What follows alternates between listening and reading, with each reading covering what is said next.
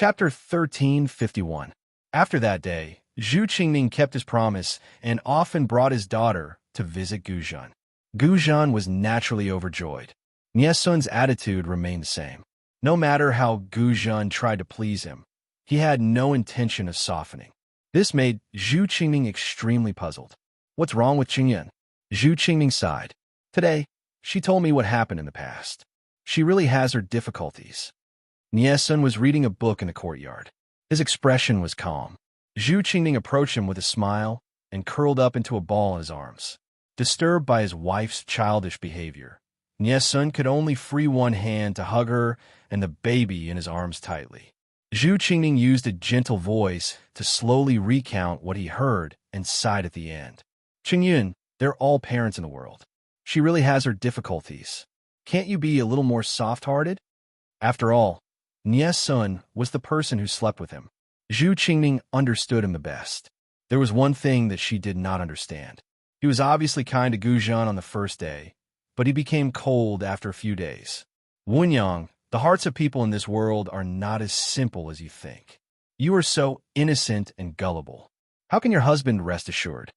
Niesun hugged her with one arm and rested his chin on her shoulder. His voice was a little tired. According to what you said, she did have her difficulties back then. But speaking the truth doesn't mean that she didn't hide anything. It's good for you to bring the child to visit her in the future. Just don't connect me with her anymore.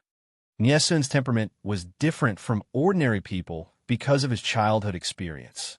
His adoptive parents had no children and treated him like their own. He was also grateful, but this did not mean that he had forgotten his childhood memories. That memory would not fade even when he was old. That year, he was dug out from the soil. After a few hands, he was sold from Dongqing to Zhongzhou. Someone bought him to ask for a child. The mistress was hot-tempered and violent. She often scolded and beat him because she felt humiliated when she saw him. His existence constantly reminded her that she could not have a child. In the cold winter, the woman pressed his head into the water. The more he struggled, the harder she used. When he was 3 or 4 years old, he simply held his breath and pretended to be dead. The other party threw him into the water and left while scolding him. Of course, this couldn't be the end. Not long after he became a child beggar, he was targeted by a trafficker who specialized in abducting and selling child beggars and sold to the next family. He had met all kinds of people. Someone had taken a fancy to his face and bought him into a men's establishment. If the place had not been burned down, Niesun would not have been able to escape. Someone purely had the hobby of torturing young children for physical pleasure. He had broken his arms and legs, and the little finger of his right hand was still stiff. His body bore the scars of his childhood. Some of them had healed long ago, while others were still stubbornly present. Niesun was a tenacious person. If he didn't want to die, he naturally wouldn't die. Everyone had parents, and so did he. Where were his parents? Did they have no choice but to sell him because their family was poor, or did they encounter a great change that caused him to be kidnapped by human traffickers? He wanted to understand. This obsession kept him alive. At that time, Niesun probably didn't expect his parents to be so noble and unattainable. If he had known earlier, perhaps he wouldn't have had to suffer so much. It would have been better to bang his head against the wall and beg for an afterlife. Why? Zhu Qingning turned her head and kissed him on the cheek, interrupting his memories. Now, she still acted like an innocent young girl and said coquettishly, "Qingyun, you should at least tell me the reason. You're always unwilling to explain, and others will misunderstand that you're an unfilial son." Niesun smiled bitterly. He didn't say it because he didn't want his wife to know. You'll know when you pay attention to eldest sister-in-law's situation. Zhu Qingning didn't understand. What does this have to do with eldest sister-in-law? She really didn't understand. This was clearly a knot between Niesun and Guzhan. How did eldest sister-in-law get involved? Niesun looked down. Zhu Qingning placed the child in the sleeping basket at the side, held his right hand with both hands, and kissed his little finger. "You're always like this." Niesun felt that his hair was about to go bald from worry. He was at his wit's end when it came to his wife. "If you don't want to be like this, then explain. You also know that if you don't explain clearly, I won't understand sometimes." Sun had no choice but to mention a few words in her ear. The smile on Zhu Qingming's face instantly froze. This, Sun said, Wunyang, if it's possible, I really want to bring you back to see my parents and tell them that I'm married. Zhu Qingming only came back to her senses after a long while and said, my actions these days, aren't they making things difficult for you? Sun whispered, as long as it's you, it's not difficult. As the end of the year approached, Jiang Pengji let some people return to Wanzhou first. Meng Heng was one of them. When he arrived, he couldn't wait to see his wife and child. The smile on his face was more like a child's. His wife wiped his sweat and said angrily, you've traveled a long way. Aren't you afraid that the child will be dirty? Go wash up and then kiss him. Meng Heng could only obey. He took a comfortable bath and changed into new clothes. He asked about the situation at home, and his wife told him everything. Is Cheng Yun being taken care of? Meng Heng asked. Although the two brothers didn't acknowledge each other as relatives, Meng Heng felt guilty towards Sun. After all, they had schemed against each other, and now it was time to make up for it. His wife wanted to say something, but stopped. Meng Heng asked her, what's wrong? Is there someone making things difficult for Cheng Yun? No, it's just.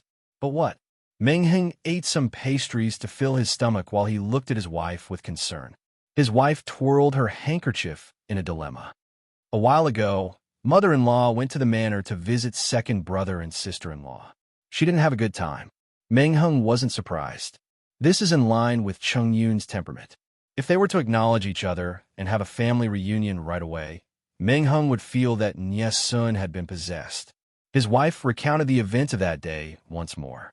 She and Zhu Qingming were close friends and sisters-in-law, so there were some topics that were not taboo. The two sisters-in-law had the same opinion. They were both mothers, and they always felt that Sun was too cold. Meng Heng listened and clicked his tongue. After so many years, she still has the same temperament. His wife lamented, brother-in-law indeed had a hard time in his early years, but there's no lack of parents in the world. How can he be so cold-hearted? Meng Heng said, Mother, if you continue like this, Cheng Yun's heart will only become harder and colder. His wife was dumbfounded. Mother-in-law treats him so well. It depends on the situation. Mother has been in Wanzhou for a while, not to mention sending people to the manor. Has she ever asked about you and the child? His wife was stunned and said that she hasn't. Not only had she not, she had once brought the child to the manor to pay her respects, but the maid had said that he was already asleep. Later, she and her sister-in-law, Zhu Qingming, went to the manor together and met her mother-in-law for the first time. She was really beautiful, and it was hard to tell her age. Meng Heng sighed. I told Mother that Cheng Yun is still alive. How long has it been? His wife still didn't understand, and Meng Heng wasn't in the mood to explain. After all, it wasn't right to speak ill of his mother in front of his wife. Was Guzhan a good mother? To Lu Shi, she was probably the best mother in the world. Not only was she good with her words, but she was also good with her actions. To the two brothers, she would always be good with her words, and she would only tell others how good she was. Before Meng Heng wrote to Guzhan, she didn't know that her youngest son was still alive. On the surface, Meng Heng was her only son. But what was her attitude toward her eldest son? He lived in the Meng residence as a son of a concubine and was constantly on guard against his father's concubines. In order to save himself, he was willing to become a hostage and live in Shangjing. The Meng residence basically didn't give him any expenses, and he had to pawn a few items from when he was 1 year old to barely make ends meet. He studied in a private school and had a high cultivation level. While studying, he sold his calligraphy and paintings to earn some pocket money. Once, he wrote a letter full of hope to his mother, hoping that she would take pity on him and take care of him. Guzhan took care of him and sent him 100 taels of silver. Other than the money, she didn't say anything. At that time, Meng Heng already had a sense of honor. His face was burning as he held the money his mother gave him. The boy's servant said, Madam, did you think that Lang Jun was begging her? Meng Heng, who was 11 or 12 years old, felt that his pride and dignity had been shattered by his mother. He begged for this money. He begged for his birth mother's care and love, and in the end he got money. Meng Hung got married at 23, and it was because the elders of the Meng family couldn't bear to watch it anymore and betrothed him to the daughter of a branch of a declining aristocratic family. Did mother say a word or two about this? Before Meng Zhan died, he could say that the Meng family was powerful and she didn't dare to ask for her son's sake. Now that Meng Zhan's body had been cold for a few days, she still ignored her eldest son and treated her eldest daughter-in-law and eldest grandson coldly. She was such a mother, but she poured out her heart and lungs to her second son, whom she hadn't seen for more than 20 years. Niè's son wasn't stupid. The more Gu Zhan wanted to make up for her second son and treated him like air, the colder he would be. Her eldest son had a mother-son relationship with her, but he was still so cold. Then what right did her second son, whom she hadn't seen for more than 20 years, have to deserve her love? Did she really want to get her son back and make up for the lack of motherly love? Or did she want to be forgiven to ease the guilt in her heart? Meng Hung felt that Niè's son could see it clearly. His wife didn't know what Meng Hung was thinking inside. It wasn't easy for Grandma in her early years. I heard that she was often bedridden. Can't you be more understanding? It wasn't easy for the daughter of the Gu family to get to where she was today. She doesn't want to take medicine to cure her illness. Can others force her? Meng Hung said, "It wasn't easy? Maybe it was." His wife looked dissatisfied. How could her husband say that? Although mother was the daughter of the Gu family in her early years, her treatment was similar to that of the legal aunt. Otherwise, she wouldn't have married into the Meng family in the past. I asked some elders, and they said that the legal aunt treated mother really well. The people who were part of her dowry were all her confidants, and all of them were capable. Meng Hung said. After that, she remarried to Liu Shi. Everyone in the Liu family respects her. Now, the Lord has earned her the position of Empress Dowager. As her sons, it's best for us to maintain our current situation if it's for her own good. Chapter 1352. Because Niè Sun had told the truth, Zhu Qingning felt uncomfortable facing Gu Zhan.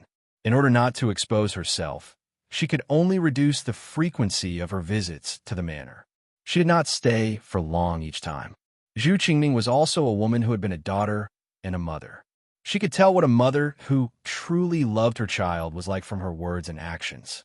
It could not be said that this mother-in-law did not do a good job, but her kindness was only on the surface. It felt unreal. Gu Zhan did not know Zhu Qingning's thoughts. She had been worrying about Niè Sun's future. However, Niè Sun had been avoiding her.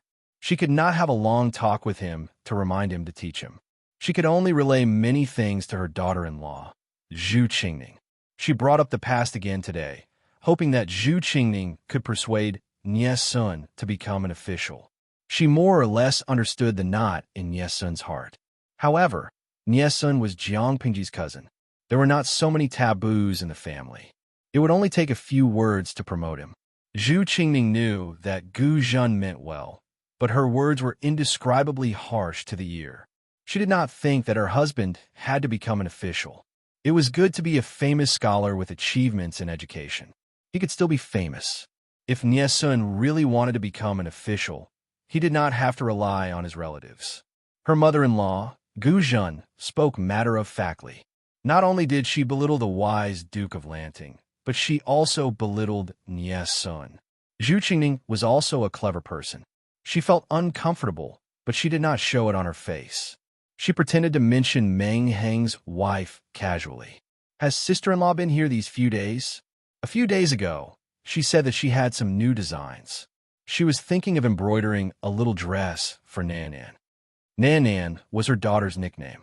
Every time she called her, she would look over curiously. She was very cute. Gu Zhan heard her mention her eldest daughter-in-law. She teased her granddaughter and laughed. She doesn't like to come. Maybe there are many rules in the manor, and she is not used to it. Zhu Qingning heard some dissatisfaction from her mother-in-law. Women who knew how to fight in the house were clever. Her words seemed plain, but there was actually a hidden meaning. Zhu Qingning understood the meaning behind her mother-in-law's words. She despised her sister-in-law for being of low birth and not knowing the rules. She probed further and came to the conclusion that Niè Sun's words were true. This mother-in-law's attitude towards her eldest son was too cold. Of course, this indifference could also be brushed off by saying that her daughter-in-law was of low birth and the eldest grandson she gave birth to was not pleasing to her. Mothers-in-law always had special privileges. It was reasonable for her to vent her anger on her grandson and son because she didn't like her daughter-in-law. From then on, Zhu Qingning went even less. However, Guzhan liked to let her carry the child and chat with her. Gradually, Zhu Qingning realized that this mother-in-law was becoming more and more like a mother-in-law. Although he didn't do anything to her, his words and attitude were much more forceful. This kind of toughness was not conscious. It was completely unintentional. Niesun said, "Go accompany mother-in-law or help father-in-law write the letter. I'll help you send her away." Every day, she goes to pay her respects before dawn. My heart aches for her. He had always been a fickle and rational person. If others treated him sincerely, he would return the favor with sincerity. In the beginning, he was also moved by Guzhan. However, after calming down and looking at her attitude toward his elder brother and himself, his warm heart turned cold. He could treat her as an ordinary elder, but he really couldn't force himself to be a loving mother and a filial son. Zhu Qingning said, "Mother-in-law won't be angry because of this, right?" She had been married to Niesun for so long, but she had never played the role of a daughter-in-law. However, when she was in the boudoir, she had heard how difficult it was to serve a mother-in-law. "What's she angry about?" Niesun said, "The Duke of Lanting will be back soon. I reckon he won't be in the mood to care about us." If Niesun was a little more stupid, he would probably be moved by Guzhan's actions. Unfortunately, he was too perceptive and saw things too clearly. Jiang Pengji was scheduled to return after the new year, but the construction work outside was on the right track earlier than expected, so she returned early. That day happened to be the 25th of the new year, the day the Golden Scale Academy had a half-year holiday. It was rare for Niesun, the homebody, to go out. The entire Xianyang district was immersed in a sea of celebration. Various shops also imitated the reception house and introduced discount activities. Those who don't know would think it's the new year. Niesun chuckled. His smile didn't reach the bottom of his eyes, but there was a bit of absent-mindedness in them. Perhaps this is what the people want. Zhu Qingning looked at the young general, who was riding a horse slowly in the distance. He was like the unruly and unrestrained youth in Langya's Pear Blossom book. Jiang Pengji did not change back in her female clothes. She was still in her military attire. She looked mighty and extraordinary. Who knew how many infatuated men and resentful women she had provoked? Zhu Qingning leaned against the window and rested his chin on his hand as he lamented, "My foresight back then was really not bad." Niesun felt that something was wrong. "What foresight?"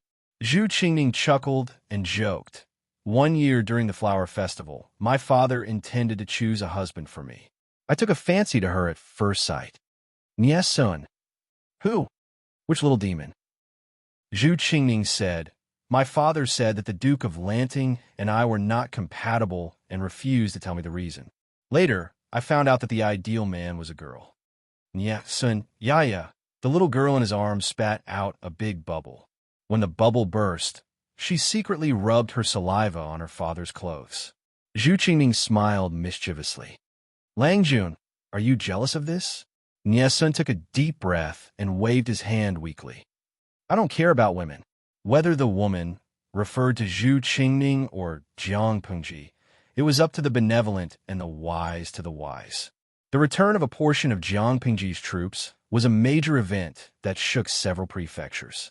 Feng Zhen and the others were so angry that they gritted their teeth. She did not even let people celebrate the new year in peace. Was their lord not sincere? They cursed in their hearts, but smiled on the surface. How infuriating! Did anything major happen while I was away in Wanzhou? Even though Jiang Pengji's energy was frightening and she had ridden a horse for a long time, she still looked tired. Overall, she was in good spirits. Naturally, there was nothing. The rear and front lines had maintained a certain frequency of communication. If something had happened, she would have known long ago. However, Su Ku said, "The first madam is here." She is now living in her residence in the main city. The first madam, Aunt Shu, is here. She called Guzhan Aunt Shu out of habit. She realized that Meng Heng was also among the welcoming party, so she calmly changed the way she addressed her. Mother's health isn't good. She can't get used to taking those medicines. Her condition hasn't improved. Why isn't she in Chongzhou under father's care? Why did she come all the way to Xianyang? Su Ke said. The first madam heard news about Nie Qingyun and specially rushed over to meet him. Su Ke was also aware of the entanglement between Meng Heng and Nie Sun. Jiang Pengji calmly replied, "Oh, you met him?" Su Ke said with emotion. The first madam has a motherly heart. It's just that Nie Qingyun has been avoiding her. Jiang Pengji did not even bat an eyelid. Based on Su Ke's words, Guzhan would not be leaving anytime soon. Jiang Pengji sighed and said, all these years, I've been fighting all over the place and haven't had much time to reunite with my family. As a child, I feel very guilty. Since Mother is also in Xianyang this year, I should organize this year's New Year's banquet well. I can't let Mother make a long trip and leave with regrets. In the large Lu residence, if there was anyone Jiang Pengji was most unwilling to act with, it would probably be Guzhan. She did not know how to evaluate this woman. She was the first to discover that Lu she had been possessed. Her reaction was also the calmest. The system had once asked why the second madam could calmly admit her identity when she discovered that something was wrong. She had also said that it was because the two of them had reached an agreement. What agreement? She allowed the second madam to enjoy the so-called Great Transformation. She would inherit Lu Shi's legal identity. Chapter 1353. To some extent, Jiang Pengji and Nie Sun were the same kind of people. She seemed unreasonable because she was too rational. In the eyes of outsiders, Guzhan was a competent stepmother. She wrote many letters to ask about her well-being almost every year. If it wasn't Jiang Pengji, but someone else, they would have been touched by her and their hearts would have been warmed. Jiang Pengji was an exception. She didn't mind others describing her as heartless. No matter how much Guzhan cared for her over the years, her heart was never warmed. Because she knew very well that she and Guzhan were just plastic flowers. It looked good, but it was fake. What was real couldn't be fake, and what was fake couldn't be real. Guzhan knew in her heart that Jiang Pengji was not the Lu she had raised. How sincere was her concern and concern? Did Jiang Pengji look like a child who lacked calcium since childhood and grew up without love? Guzhan wasn't related to her at all. How could she sincerely treat someone else's family as her own? If she was really touched and fell head first into it, that would be really stupid. Her relationship with Guzhan was at most an ally. She gave Guzhan a great creation, and Guzhan helped her hide her identity. They both took what they needed and hit it off. How much true feelings could they have without this deal? Jiang Pengji didn't show it on her face. She tilted her head and listened to everyone's report, but she couldn't help but yawn in her heart. After listening, she said with a serious face, "We'll be busy before the new year. Please pay more attention and try to stop writing and rest as soon as possible." Qiguan Rang and the other old foxes couldn't help but twitch their mouths. They looked like they knew it. Yang Si and the others were even bolder. They couldn't help but roll their eyes. It was the same thing every year. The trick was old and nothing new. Every year, they were tired of it and applied for a new trick. Even Hanyu, who had just joined for a year, couldn't help but sigh. He had been fooled once. How could he be fooled a second time? He didn't know that Jiang Pengji thought this trick could be played until she retired. She planned to work overtime every day during her reign. How could her subordinates get annual leave? Haha, that's impossible. After the meeting, Jiang Pengji was ready to take some people out for a tour. She had been in charge for so many years. She wouldn't feel a sense of accomplishment if she didn't take a good look at the changes and progress in her territory. Lord, everyone left one after another. Only Qiguan Rang had something to report, so he stayed behind. Jiang Pengji asked him, "Lady Takshu is still locked up and waiting for my lord's punishment," Qiguan Rang said. "Do you want to go and take a look, my lord? She's a poor woman, too. But who asked a pitiful person to have a hateful side? In any case, we used to be master and servant. I'll send her off to fulfill this friendship. She stood up from her seat, flicked her sleeves, and said to Qiguan Rang, Wenjeng, let's go and take a look. Qiguan Rang reminded her worriedly, Lady Takshu is a little strange. My lord must not get too close to her. Takshu's appearance was not considered top-notch, but her captivating eyes were somewhat evil. Many soldiers had been affected by them previously. Jiang Pengji said, Of course I know she's weird. I wanted to let her go at first, but who knew she'd come looking for death? At first, she thought that Takshu was a double agent. However, she later realized that she was a triple agent. On one hand, she was instigated by the main system. On the other hand, she listened to Lu Shi's orders. At the same time, she was the spy that the time traveler had placed in the Lu residence. Of course, this last identity was to cover up the other two. Takshu probably did not know that there were so many big shots behind her, nor did she know what they were using her for. Jiang Pengji thought that was probably Takshu's limit. However, after careful investigation, she realized that she had missed one person. The reason why she had missed this person was that Jiang Pengji was too conceited. Now that she thought about it carefully, there might be other developments. Takshu, long time no see. Takshu had been locked up by Qiguan Rang from one small dark room to another that was even more heavily guarded. She had not seen the light of day for a long time. Her skin had become deathly pale. She had also lost a lot of weight. One could almost see the blue blood vessels buried under her thin skin. She had dark circles under her eyes. It was obvious that she had not slept for a long time. Fatigue was written all over her face. When the small dark room opened, the sunlight from outside shone straight in. It made Takshu, who had not seen the light for a long time, feel extremely uncomfortable. She raised her hand to block the sunlight in front of her eyes and watched Jiang Pengji walk against the light. He Langjun. Takshu was no longer as docile as before. Her gaze was a little murky and fierce. When she thought of the suffering she had suffered in the past few days, her hatred for Jiang Pengji increased. Jiang Pengji said, Langjun, I heard from Wenjeng that you didn't say that before. Takshu said in a strange tone, You're just a lonely soul. Of course, I'm not calling you. My poor Langjun, your nest has been occupied by a dove. It's hard to say whether it's a dove occupying a magpie's nest. Jiang Pengji crossed her arms in front of her chest and laughed. On the contrary, all of you are scheming against me. Did I dig up your ancestral graves in my previous life? Or did I go disco surf on your graves? Do you really think I'm easy to bully? Even though so many years had passed, Jiang Pengji still remembered the details of when she had just transmigrated.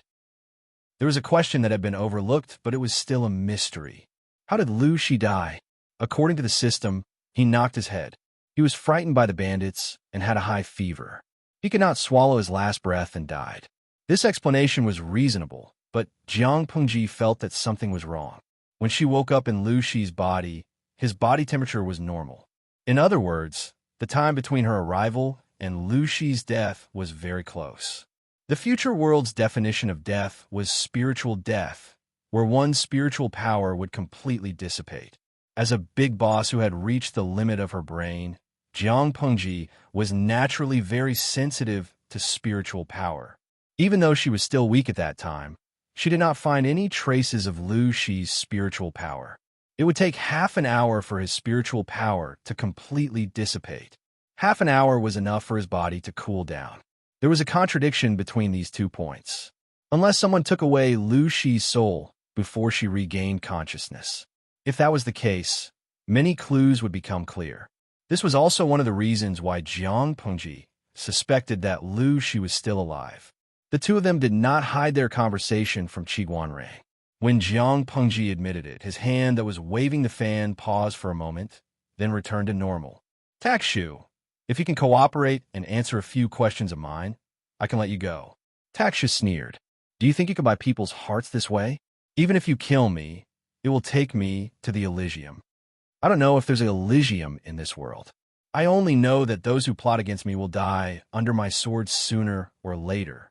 Not to mention that she did not do anything.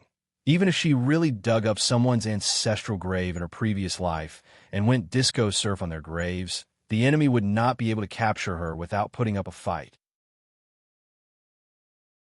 Chapter 1354. Who doesn't know how to brag? I just hope you won't be scared silly in the future. If her master had not stopped Takshu from making a move, she would have found a way to do something to her. How would she have allowed her to be so presumptuous? Jiang Pingji said, I'm not afraid of being scared silly. I'm afraid that the enemy will be the first to be scared silly. Takshu clenched her teeth tightly. She refused to reveal any information about the main system. A demon like you who possesses a body won't have a good ending. Don't waste your energy. I won't betray God.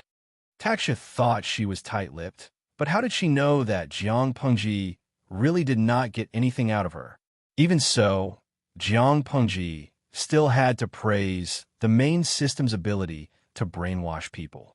She sighed and said, if the thing behind you is willing to use this brainwashing ability elsewhere, I guess all the creatures in the world will become its most loyal believers. People will not dare to go west. When that time comes, will there still be a situation where the feudal lords are divided? They would have been unified long ago.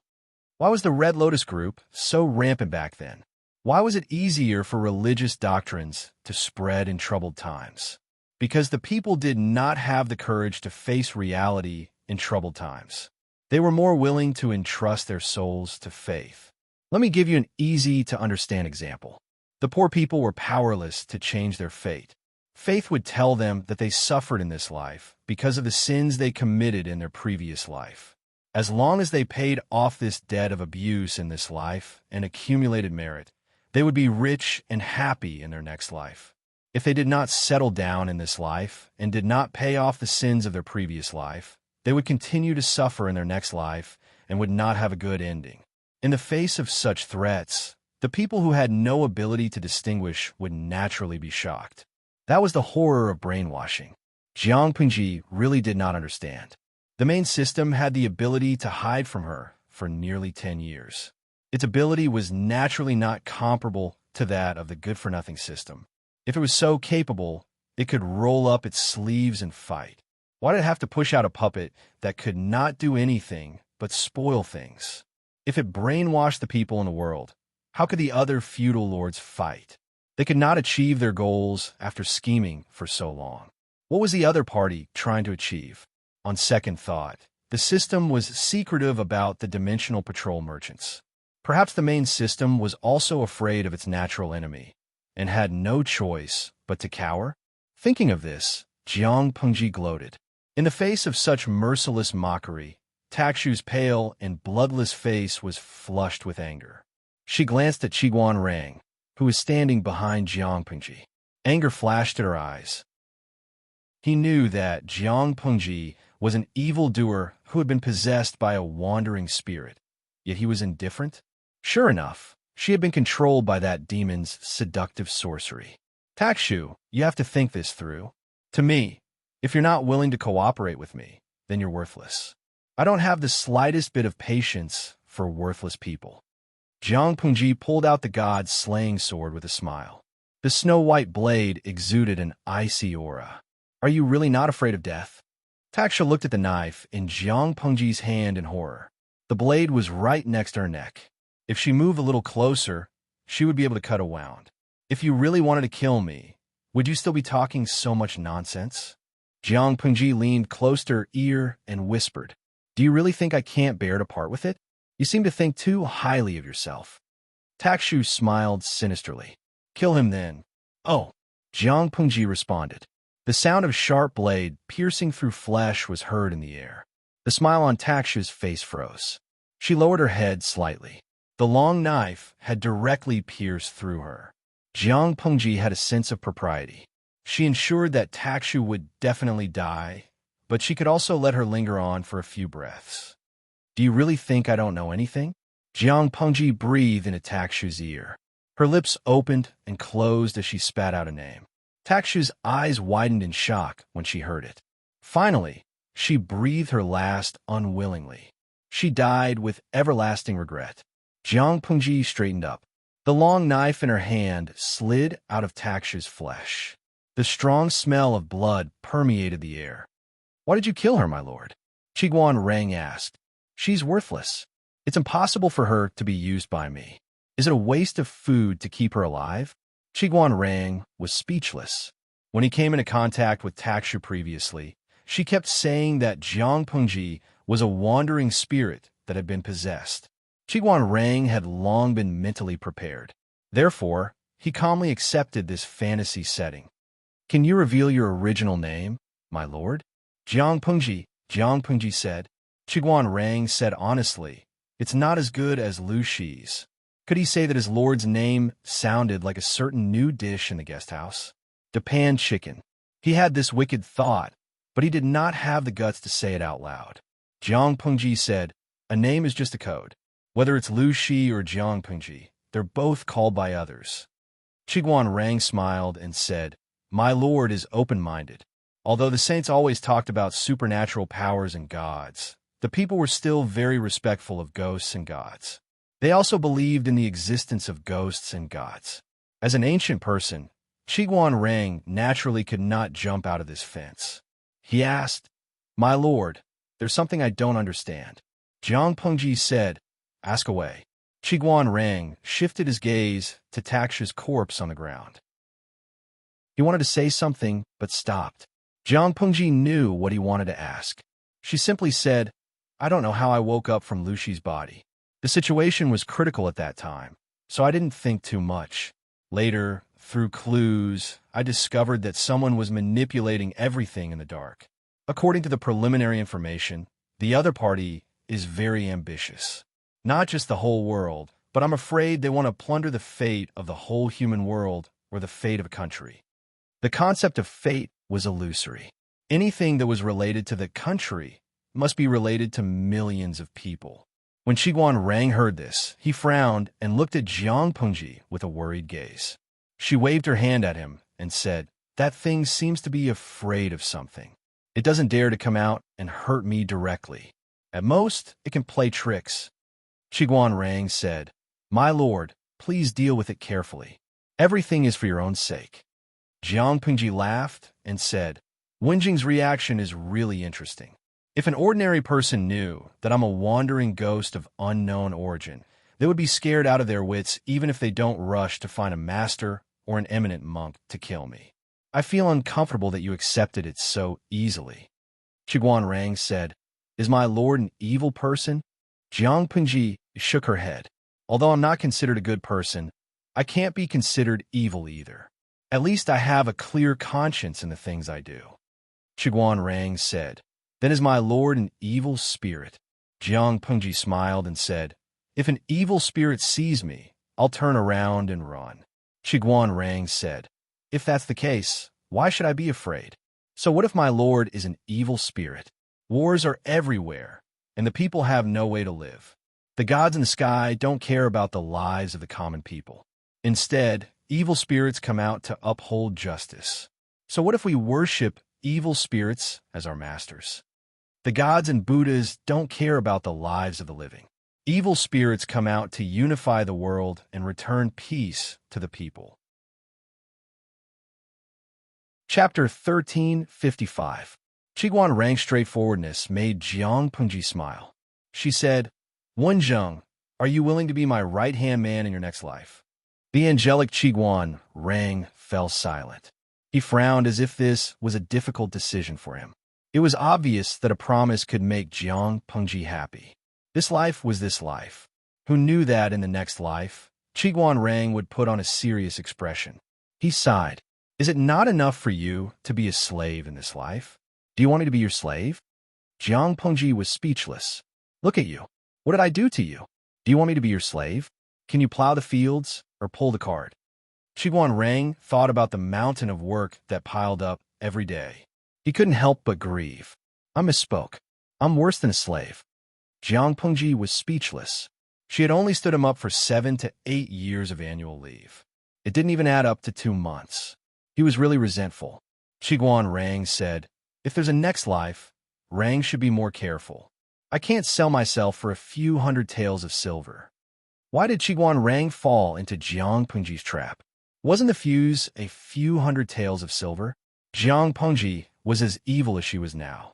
She saw Qiguan Rang's potential and bought him for a few hundred taels of silver. Mr. Wei is looking for a son-in-law, but Wenjung has no assets. Which do you want to cut?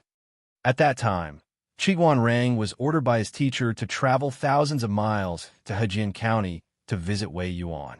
He wanted to use his connections to see if he could get an empty position in the officialdom. He was considered an official now. Whatever opportunities he had in the officialdom would depend on his own abilities. Unexpectedly, Wei Yuan's backyard was ruined by Meng Liang's friends. Wei Yuan's eldest daughter was unfortunately affected and lost her chastity. Wei Yuan was worried about his eldest daughter's marriage. He took a liking to Qiguan Rang. Before he could test Qiguan Rang, two uninvited guests climbed over the wall. It was Jiang Pingji and Feng Jin's appearance that completely disrupted Qiguan Rang's original life trajectory and arrangements. Once they met, it would be a lifelong mistake. It had nothing to do with romance or romance. Now that he thought about it, it was still vivid in his mind. It was impossible to organize a decent wedding without money. Even with his father-in-law, Wei Yuan, secretly subsidizing him, Qiguan Rang was still struggling to make ends meet. Jiang Pengji's actions at that time could be described as profiting from a burning house. In the end, Qiguan Rang boarded the pirate ship. His gaze was warm. Back then, he would never have imagined that the person in front of him would be able to walk so far. Send someone to clean up the body. He sheathed the god-slaying saber and said, "It's getting late. Do you want to go to the reception house for a meal?" Qiguan Rang thought that Jiang Pengji wanted to visit incognito, so he nodded in agreement. Under Wei Si's management, the reception house had opened up throughout the territories under Jiang Pengji's rule. The prices of the food that were targeted at the middle and high-income groups. Almost every wealthy family would order a few tables for their weddings and funerals. Naturally, business was good. It was the favorite place of the old Tao Tai. Jiang Pingji also generously made the recipes for home-cooked dishes and some dishes that didn't cost much to make public in order to not squeeze out ordinary restaurants and pubs. She differentiated the customer groups to minimize the phenomenon of competing with the people for profits so that the people could also benefit from it. This method was indeed effective. It greatly increased the flow of people in the surrounding areas. Many merchants liked to open shops near the reception house. Gradually, the prototype of a business circle was formed. The reception house could be considered one of the original contributors to the prosperity of Xiangyang district. The reception house was one of the programs for compensating the families of the fallen soldiers. At the same time, it was also the place where corruption and mistakes were most likely to occur. This program had always been managed by Wei Si. Even if Qiguan Rang was worried about Wei Si, he had to admit that Wei Si did an excellent job. Not to mention corruption and mistakes, one had to use a magnifying glass to look for flaws. Zixiao, you're doing well, right? Jiang Pengji booked a private room and said with a smile, "The reception house's business is good." Qiguan Rang said, "It's more than good." After settling the accounts last year, the net income was 2 million strings of coins. A net profit of 2 million strings of coins. After deducting various costs, it was considered a huge profit. He really didn't know where so many gluttons came from. Not to mention chaotic times, even in prosperous times, it was a monopoly that the court feared. Other than the reception house, Wei Si's storytelling team also earned a lot. On the surface, the benefits were not as good as the reception house, but the hidden value was terrifying. Wei Si relied on the manipulation of public opinion to turn thousands of people into Jiang Pengji's diehard fans. Other than promoting Jiang Pengji crazily, Wei Si also used storybooks to expand the contributions of the female soldiers. He issued official documents of honorary family to every female soldier's family. Who wouldn't be excited when a family whose ancestors were peasants were singled out and praised by the officials? Official documents still used paper as a carrier. In the eyes of ordinary people, their status was equivalent to an imperial edict. This move indirectly improved the status of women among the people. Even the number and frequency of female babies being abandoned were greatly reduced. The more capable Wei Si was, the more Qiguan Rang was afraid of him. However, He had a discussion with Jiang Pengji previously, so he could only observe Wei Ci in secret. Earning 2 million strings of coins a year, Wei Ci was a business genius who was held back by overtime and the Lord. Jiang Pengji said, "Wenzheng, aren't you curious why Zi Xiao is so loyal to me?" Qiguan Rang waved his fan and said unhappily, "There must be something wrong when something is out of the ordinary. We have to guard against it." Wei Ci was indeed too strange. Jiang Pengji said, "Wenzheng, do you know where I come from?" Qiguan Rang shook his head, other than knowing that his lord was called Dipanji. No, Jiang Pengji, he didn't know anything else. However, thinking about it, he knew that his lord was so outstanding now. She must have been a dragon among men in the past. Jiang Pengji said, "I come from the future 20 or 30,000 years in the future." Qiguan Rang was dumbfounded. The fan in his hand hit his face with a slap. "What? 20 or 30,000 years in the future?" Jiang Pengji said, "I trust Wei Ci so much because he was my lover in his previous life. In this life, he must have forgotten to drink Mang Po's soup." Qiguan Rang was speechless. He prided himself on being smart, but he actually didn't think of this? Jiang Pengji was vague about the main point. She successfully made Qiguan Rang think that Wei Ci also came from 20 or 30,000 years in the future. She didn't lie. At most, she didn't say it completely. Using history as a mirror, we can see the rise and fall. Does my lord know about the future? Jiang Pengji shook her head. She really didn't know. Even though Jiang Pengji was a poor student of liberal arts, she knew that the historical process of this world was different from that of her world. The relevant historical records were all buried in the chaos of war. No one knows what happened in ancient times. Jiang Pengji said, "It's okay if you don't know about history, because I will create my own history. Perhaps this is my responsibility for appearing here." Qiguan Rang's expression was somewhat blank. Chaos of war again. Will there be chaos of war 20 or 30,000 years in the future? Chapter 1356. Jiang Pengji suddenly dropped a big bomb on Qiguan Rang, causing him to collapse. He couldn't be bothered with Wei Ci anymore. He desperately wanted to know what the future world would be like. Although many novels said that ancient people had low IQ, that was not the case. Their ability to accept things was surprisingly strong. The ignorant ancient people always liked to explain things they didn't understand with supernatural means, which was why there were so many myths and legends. To Qiguan Rang, the contents of Jiang Pengji's narration were the means of a deity. However, immortals relied on their own abilities to soar through the clouds, while the people of the future relied on technology to do things that even immortals could not do. After a brief description, Qiguan Rang immediately became interested in the word technology. He asked, "In that case, isn't the woodworking workshop the prototype of technology?" Jiang Pengji nodded. "This is also the reason why I strongly support Zhang Ping, Xiao Guang, and the others. A person's imagination and creativity are limitless." Qiguan Rang sighed. If that's the case, Rang doesn't feel distressed about the hundreds of thousands of strings of money allocated every year. How many people were there in the workshop?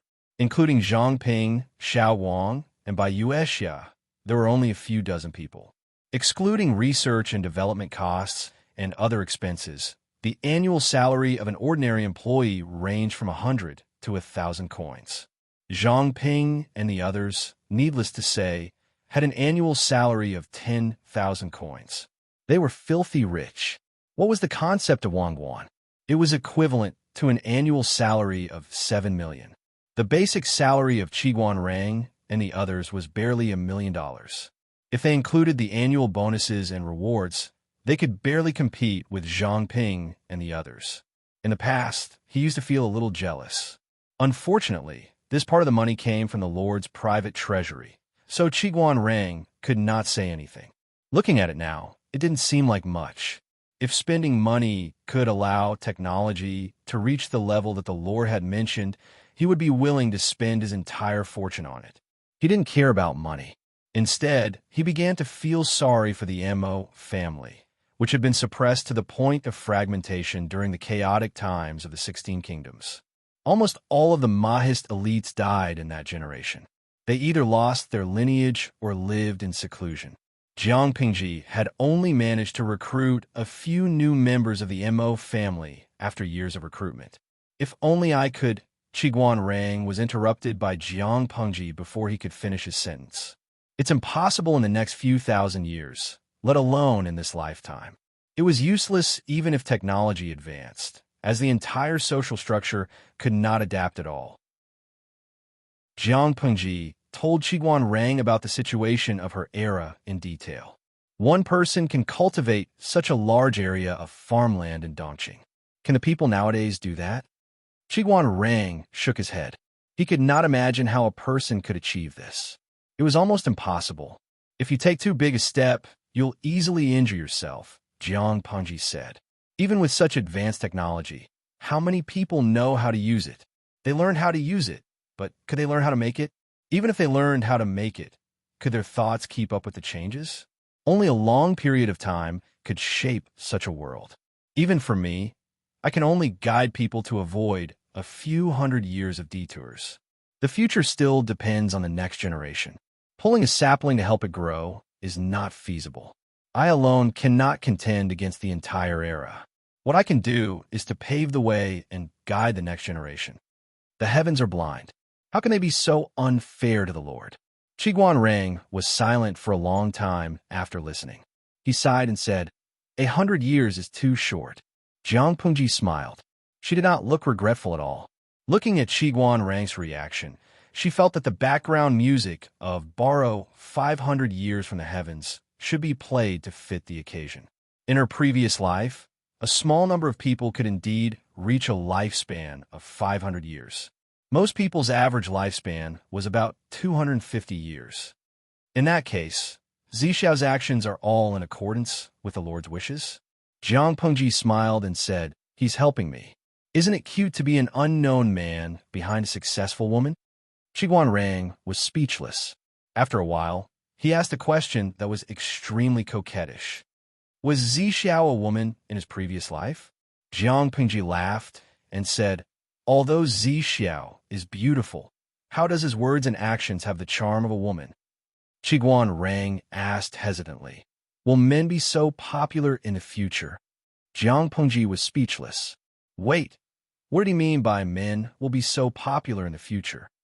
Did Wen Zheng define her as a man without even asking? Wen Zheng, I'm a woman. I was an am. She really did not know what coquettish thoughts these scholars were thinking. Wei Ci suspected that she was a man in her previous life. Qiguan Rang also thought that she was a man. They would not be satisfied until they saw her pull out her crotch that was bigger than theirs, right? Qiguan Rang sucked in a breath of cold air. She did not know what coquettish thoughts he was thinking of. Jiang Pengji did not know that Qiguan Rang had already begun to suspect that the future world was returning from a patriarchal society to a matriarchal society. The evidence was as follows. Look at how hot the Lord is. Look at how hot Wei Ci is. Isn't it obvious who is inside and who is outside? No wonder the Lord strongly supports women. It is also for the future. Qiguan Rang waved the fan in his hand. He needed a gust of cold wind to cool down his brain. Originally, he had plans to train his daughter, Qiguan Jinghui. Now that he thought about it, Qiguan Rang felt that he still needed a dozen more daughters. If someone else said these words, Qiguan Rang would only think that they were daydreaming. However, the person who said these words was the Lord, someone whom Qiguan Rang had never doubted. Her various actions in the past also indirectly confirmed the truth of these words. Qiguan Rang naturally believed her. He also looked forward to the world she spoke of. Although he could not see the grand future, he was willing to be a brick to build the cornerstone.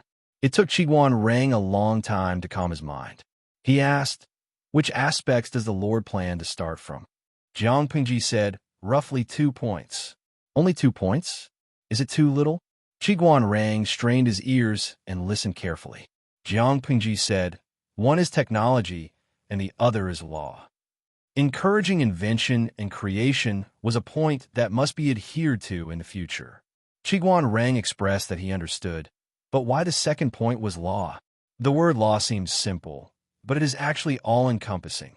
Jiang Pengji said seriously, Wenzheng, don't you think that the chaotic times in the past were often related to the collapse of law? The law cannot restrain people from doing what they should do, and it invisibly encourages the expansion of ambition. Because the law is not perfect, loopholes can be exploited. The guilty are therefore not punished as they should be, and the social atmosphere is getting worse. This is a sign that the country will be shaken. I value Wenbin so much because of the law. He is the most suitable candidate. Jiang Pengji and Han Yu didn't plan to start a war right away. Instead, they wanted to test the bottom line step by step.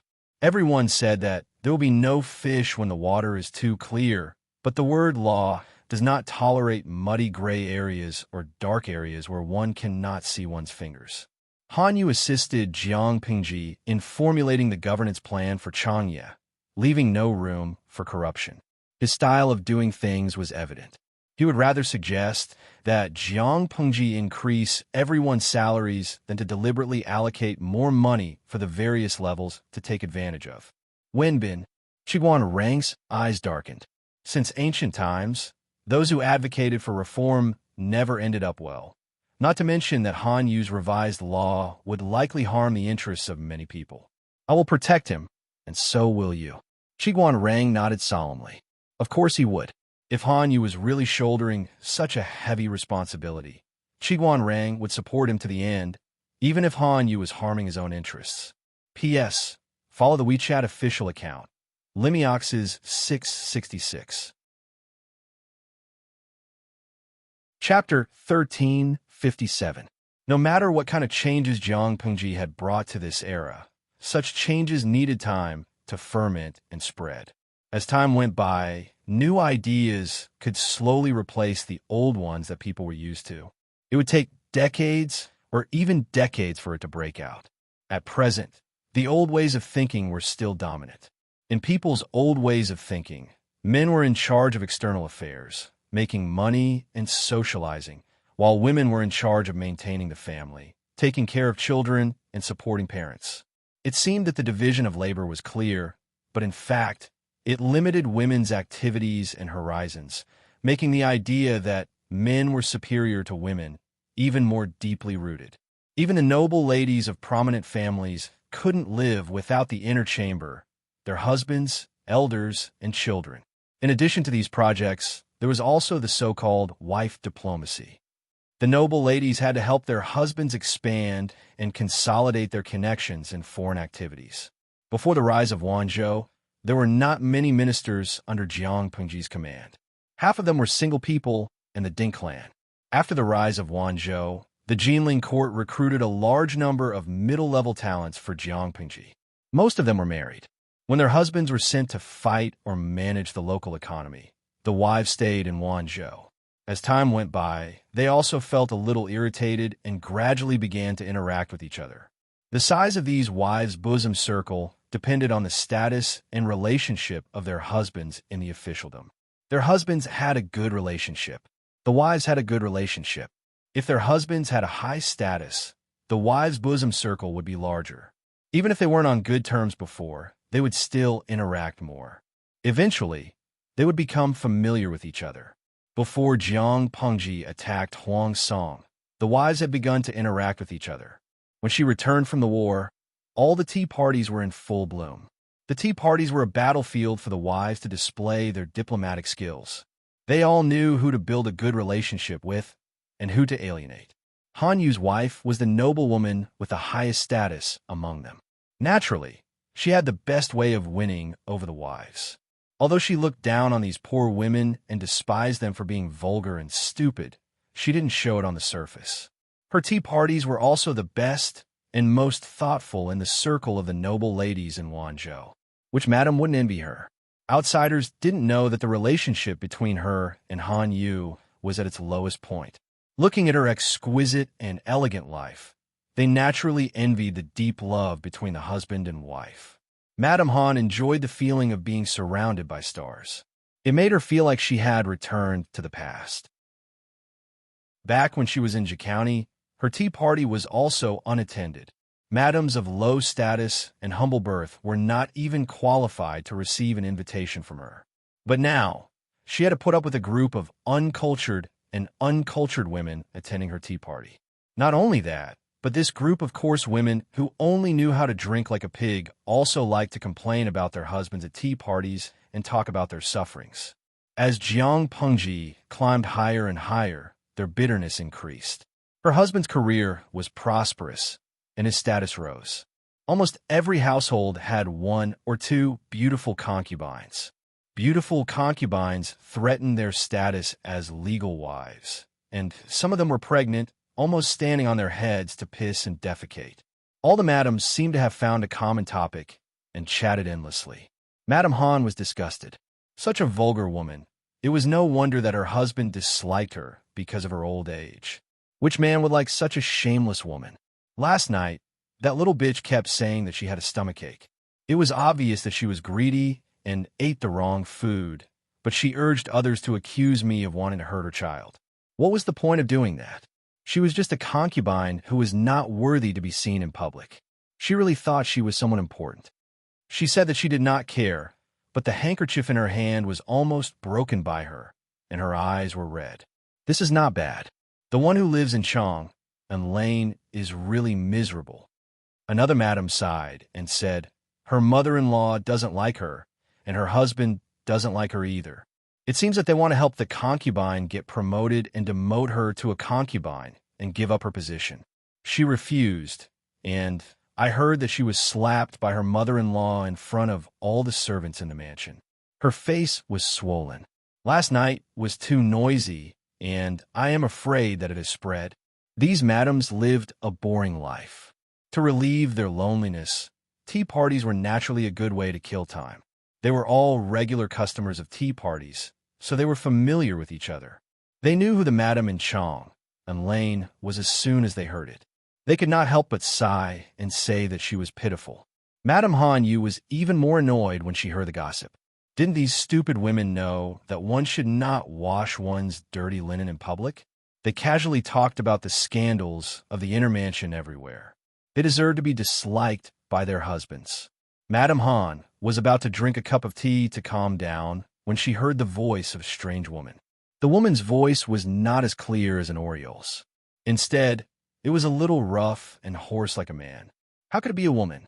She said, such a man, it is better to abandon him. The madams who heard the voice looked in the direction of the voice and saw a woman who was dressed very plainly in the corner. Her clothes were not bright either. If she was not sitting in the middle of the table, others would think that she was a wet nurse who served people. How can you say that? The woman said, did I say something wrong? A man who has a change of heart not only spoils his concubine, but also lets her do whatever she wants, filling the house with evil. What can such a man do in this life? It is better to abandon him early and find a smart man. The madams blushed when they heard that. Although they complained, they had never thought of divorcing. Besides, that was their husband. It was not the turn of a minor official's wife to criticize them. Someone said, what an impudent shrew. I just saw that this woman's right foot is sick. Another madam who was sitting next to the woman said coldly, one of the 7 diseases of a woman is a bad disease. Madam, instead of talking nonsense here and disturbing the peace of other people's houses, it is better to think of a way to avoid becoming a lowly wife. This was a relatively polite way of saying it. Some people even questioned the woman's identity. She really did not look like a noble lady. Even if she was someone's wife, she would be a minor official. How could a minor official's wife be qualified to attend a tea party of this level? Although Han Yu's wife was a bit pretentious, her memory and ability were still outstanding among the noble ladies. Even if there were more than 100 guests, she could accurately call out their identities and chat warmly with them. She was the one who ordered people to prepare the invitations for the tea party. Naturally, she would not invite an unknown minor official's wife. She looked at the woman carefully, trying to match her with the invitation she had sent out. Madame Han's tea party was the most famous in the circle of noble ladies in Wanzhou. She was also Han Yu's wife. Of course, The womenfolk of Feng Jin and the others couldn't be omitted from the invitation. However, many of the womenfolk declined. The only woman who replied was Lieutenant Dian Yan's wife. Could it be? Before Madame Han could speak to smooth things over, Dian Yan's wife was not angry. Instead, she laughed and said clearly, "You don't have to worry about this. There has never been a lowly wife in the family, only a lowly husband. If he does anything disloyal, he will naturally report to the Lord and order a divorce." The madam still wanted to laugh. What lowly husband? What kind of phrase was that? P.S. Follow the official WeChat account. Limiox is 666.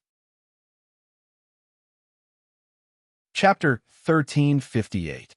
Most of them snorted, but a few of them found out that the lady addressed Jiang Pengji as Lord.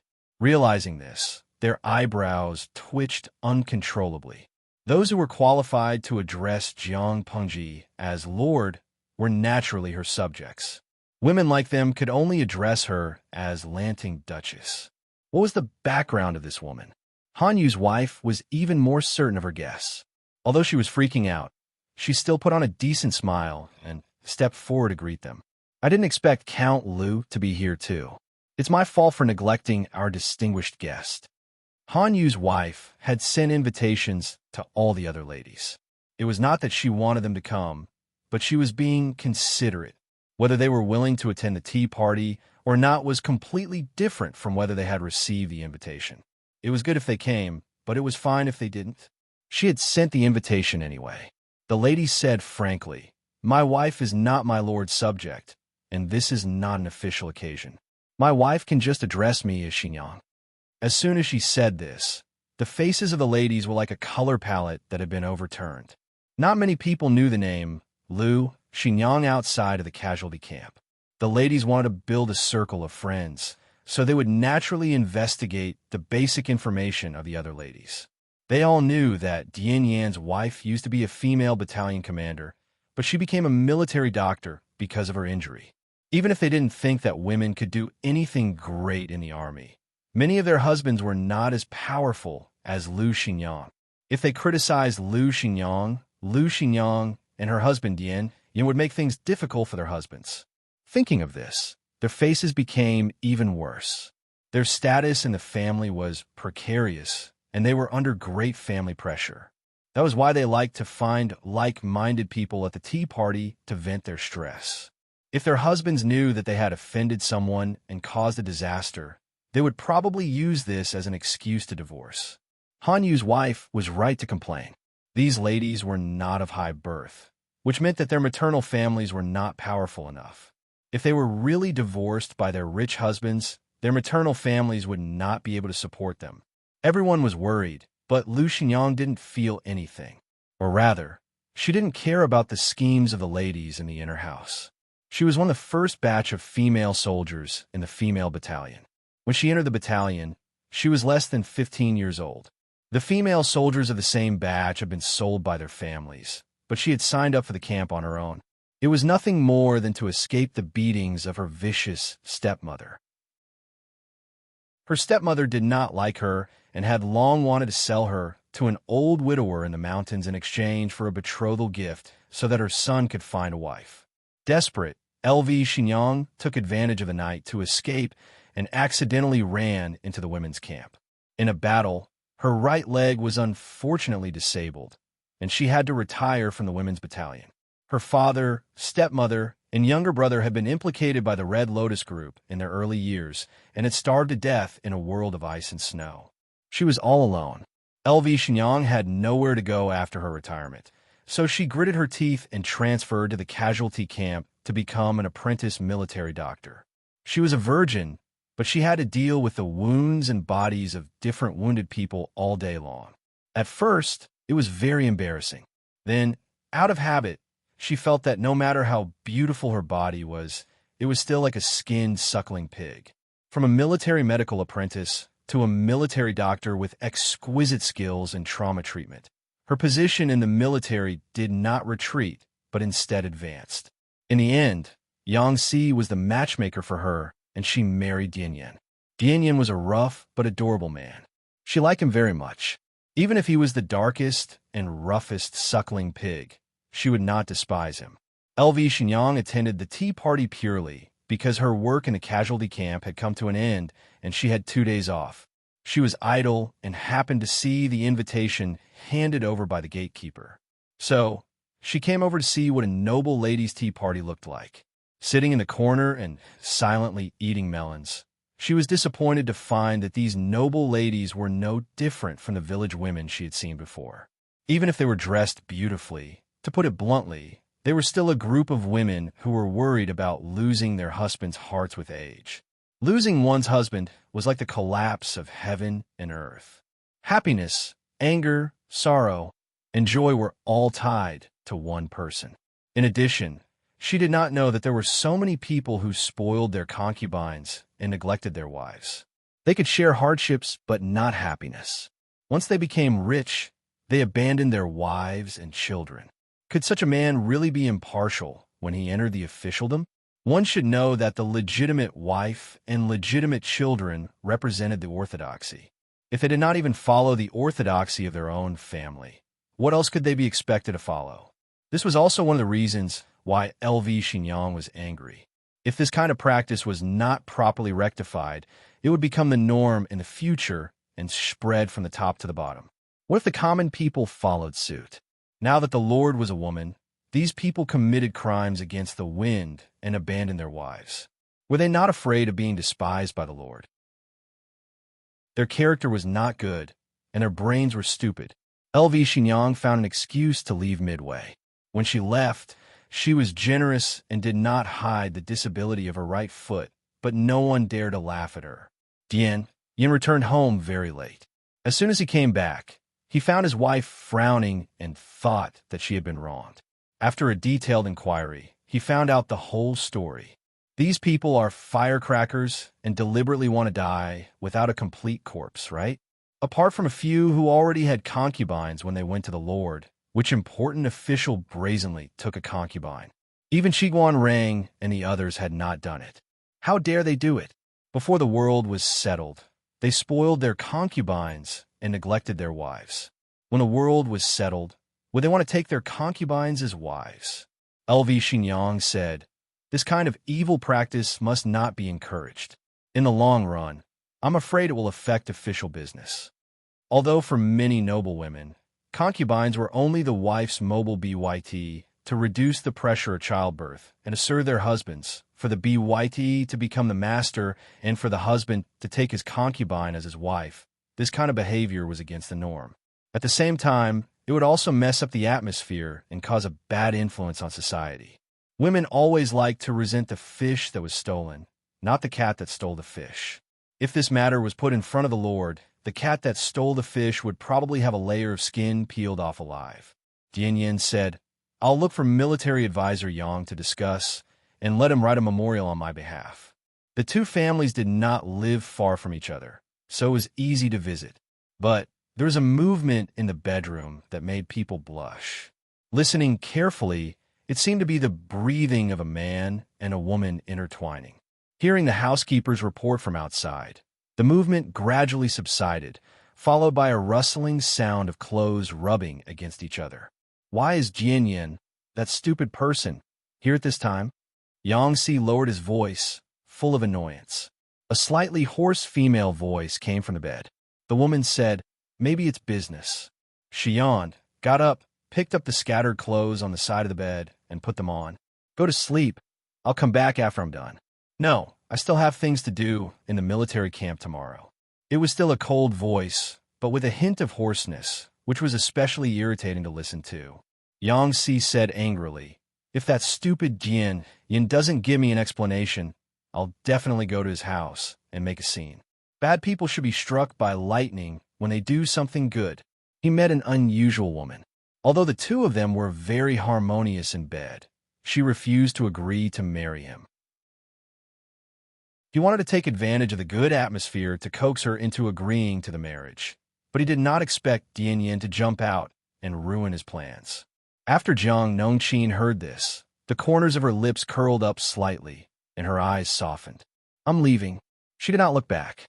Yang Si was speechless. Chapter 1359. Yang Si was in a bad mood, very bad.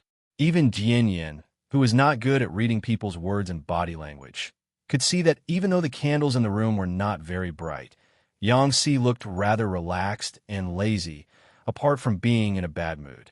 Jian Yin coughed softly and carefully organized his words, clearly stating his purpose of coming. The more Yang Si listened, the gloomier his face became, as if dark clouds were gathering and a storm could come at any time. Jian Yin asked anxiously, "What do you think of this matter, military counselor? What else can we do? Of course we'll send people to drag them out. Are we waiting for the Lord to ask about this matter?" Yang Si gritted his teeth and said, "Spoiling the concubine and destroying the wife, disregarding etiquette and law. Do they really think that this is a family matter that outsiders can't interfere with? It's the New Year's banquet in a few days. If we let these people attend, the Lord will be even more unhappy when she thinks of this matter in the future. It's better to deal with it as soon as possible." If the Lord was unhappy, the officials would not even think about having a good New Year. Yang Si had a deep understanding of this point. Jian Yin nodded. There were not as many affairs for military officials as for civil officials. But if the Lord sincerely wanted to torment someone, who cared if they were civil or military officials? This kind of unhealthy practice cannot be encouraged. Jian Yin and his wife, LV Xinyang, had the same idea. As the saying went, cultivate one's moral character, govern the country, and bring peace to the world. If one's character was not upright and the family's conduct was crooked, it would be difficult for such a person to be a good person in the officialdom. Yang Si said, "Send someone to find out who they are. First, catch the most violent ones. Then write this matter into a memorial and present it to the Lord." The New Year's Eve banquet was in 2 days. Yang Si did not want to see these people at the banquet and spoil his appetite. It was not difficult to investigate these matters. Those madams often communicated at tea parties, so the governance of the family house was naturally not very strict. After spending a day, Yang Si got the first list of names. He looked at it and smiled coldly. "If I don't teach you a good lesson, the name Yang Si will be written upside down." In terms of narrow-mindedness and holding grudges, Yang Si could be ranked in the top 3 under Jiang Pingji's command. Last night, Jian Yin ruined his plans. Yang Si could settle the score later, but these people who spoiled the concubine and destroyed the wife had to be skinned. "Come, prepare the carriage and horses." When Yang Si arrived, Jiang Pengji was checking the accounts with Su Ku. Fighting a war was a very costly activity. Even if they won a war, they would not be able to recover much. She still had to reward the generals who had rendered meritorious service and reward the soldiers of the 3 armies. If it wasn't for the prosperous industries in the rear, this year's finances would probably be in the red. Even so, she still had to live frugally next year. "Xiao Yu, make a budget for next year's expenditure, and give me as soon as possible. If there isn't enough silver in the public treasury, I'll get some from the private treasury. Too much fertile land in Hu County has been burned down. I'm afraid it will affect the price of grain. Since I'm going to keep a close eye on it." She said a lot of things, and Su Ku listened carefully. If he couldn't remember, he would make a mark with his pen. After talking for an hour, Jiang Pengji felt thirsty. She drank a cup of warm water to moisten her throat. At this moment, she heard Yang Si coming. "Jiang, Shi at Yin at Yang came. Yang, from, Si, Yang, from, Jing, Yang,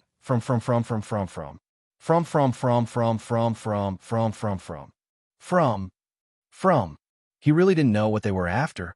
Yang Si handed over a booklet with a solemn expression. Jiang Pengji thought that something big had happened. She took the booklet and read it with a solemn expression. "What's wrong with these people?" Jiang Pengji raised her eyebrows, and a look of disgust appeared in her eyes. Spoiling the concubine and neglecting the wife? Disregarding etiquette, spoiling his concubine and neglecting his wife, this is the first, Yang Si said. Overstepping the bounds and committing treason, this is the second. Su Ku, who was at the side, could not help but tremble his fingers when he heard this. He deeply wondered which unlucky person had offended Yang Si so badly. Did they not know that Yangtze had the ability to suppress Feng Zhen and Qi Guanrang, and that he was the most petty and vengeful among the officials under the Lord's command? Offending Qi Guanrang and Feng Zhen was nothing to be afraid of. He might lose his future, but he would still have his life. It would be terrible to offend Yangtze. This guy could torture people to death. The severity of his attacks depended on the degree of offending him. Disregarding etiquette, spoiling his concubine and neglecting his wife, overstepping his bounds, treason, and heresy. The former could still be mitigated, depending on the severity of the punishment, but the latter was different. In serious cases, it could even implicate the entire family. Jiang Pingji also saw Yangtze's solemnity and asked curiously, "The practice of spoiling his concubine and neglecting his wife cannot be condoned, but what about overstepping his bounds?" Yangtze said, "The custom of spoiling his concubine and neglecting his wife cannot be condoned, but what about overstepping his bounds?" Yangtze said, "Which one has made great contributions? How can they receive such a special honor?" According to the old system, one could not take in concubines just because they wanted to. It also depended on whether the man was capable and how capable he was. If one dared to take in so many concubines without reaching that status, this was overstepping his bounds and flouting the law. A light punishment would be demotion and losing his official position. A heavy punishment would be the extermination of his family. Yangtze said again, "Please take a look, my lord. The few people at the top have 7 or 8 concubines in their backyards. Only 3 of these women have passed the official rank. The others are still treated as servants, but the servants and maids in the residence treat them as concubines. It can be seen that the master of the residence has tacitly allowed it." Jiang Pengji's gaze slid down again. There were only 4 people on a list at the top, but there were more than 20 at the bottom. Although these people are not as arrogant as the former, they also have 1 wife, 3 concubines, or 4 concubines in the residence. Yangtze noticed her movements and took the initiative to explain, "According to ancient etiquette, a minister has 1 wife and 1 concubine, and a commoner has 1 husband and 1 wife. These people come from humble backgrounds or have low family backgrounds. Their achievements in the officialdom are not obvious, and they can be considered to have made no contributions. They are already arrogant before they have made a name for themselves, brazenly taking in 3 or 4 concubines. Their status was not high enough, but they still dared to take in so many concubines. Who gave them the courage? Didn't they know what kind of person they were? Yangtze was a smart person. If he wanted to kill someone, he would certainly not use simple and crude reasons. For many men, taking in wives and concubines was a wonderful thing in life. Even if they reprimanded them righteously and sternly on the surface, they would still secretly envy them. If Yangtze were to start from this point, there was a high chance that he would not be able to kill them. Instead, he would be hated by them and make an enemy out of nothing. Therefore, he liked to raise the banner of justice and orthodoxy high up in order to kill people, making them suffer and unable to fight back. Jiang Pengji nodded and said, "You're right, but I see that there is a person who has made a special mark on it. What's so special about him?" Yangtze said in disgust, "This person is the most abominable. He connived at his pregnant concubine to move into the main courtyard. He addressed her as Madam and took his concubine as his wife. This person's husband is heartless, and his father is heartless. His mother did not think about educating her children and grandchildren and straightening out the family style. Instead, she helped the wicked do evil. According to my investigation, his daughter-in-law did not commit any of the 7 sins. She was filial to her parents-in-law and raised her children. In order to force her daughter-in-law to abdicate and give up her position to a better man, his mother actually slapped her daughter-in-law for 15 minutes in front of the entire residence. She punished her to kneel on a bluestone slab in the rain for a day and a night. Such humiliation is simply unheard of. Yangtze's words were powerful and resonant. Even Su Ku was affected. Although everyone knew that Yangtze was not a nosy person, they still had to give him a call. Chapter 1360. Needless to say, the livestream viewers were cheering for Yang Si so much that they owed him money. Her Highness Xiali, are you in a hurry? Xiao Rong looks especially manly today. Even his beard can't hide his charm. Li Jiamaku, yes, a thief. His aura was also strong, second only to his lord's height of 8 meters. Hanya Ningming, I'm going to climb the wall. I used to like Rong Air, but I've fallen in love with her today. They said that today's scene was the most manly Yang Si had appeared on stage in many years. At the same time, there were many in the audience who didn't think so. As far as they knew, there were many men in ancient times who had wives and concubines. What kind of restrictions were there? Those in power were all men. Of course, men would protect men. It was impossible for them to make such rules. When Yuji, I remember there's a saying that goes, farmers who collect 3 to 5 buckets of grain still want to have concubines. Concubines weren't so strict in ancient times, right?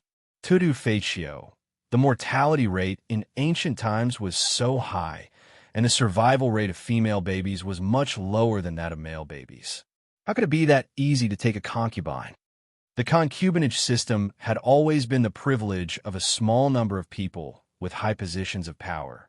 Ordinary people only had the right to do so in the Yuan dynasty. However, it was not without restrictions. Only those who were over 40 years old and had no children could have a concubinage.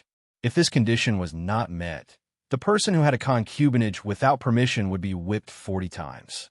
In ancient times, the ratio of men to women was not balanced. Sometimes, women were even allowed to share wives or pawn wives, completely commercializing and turning women into resources. Under such circumstances, who would dare to allow a commoner to take a concubine without any restrictions? Female resources would be crazily collected by those with high positions of power, and the number of bachelors who were unable to find a wife would increase exponentially. In this way, all kinds of violence and crimes against women would rise steadily, which was not conducive to the stability of the feudal state.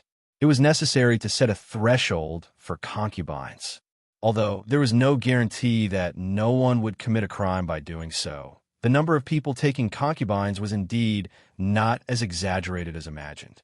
Yang Si held the banner of etiquette in his hands, so he was naturally fearless. Those who were attacked by him would be in a miserable state.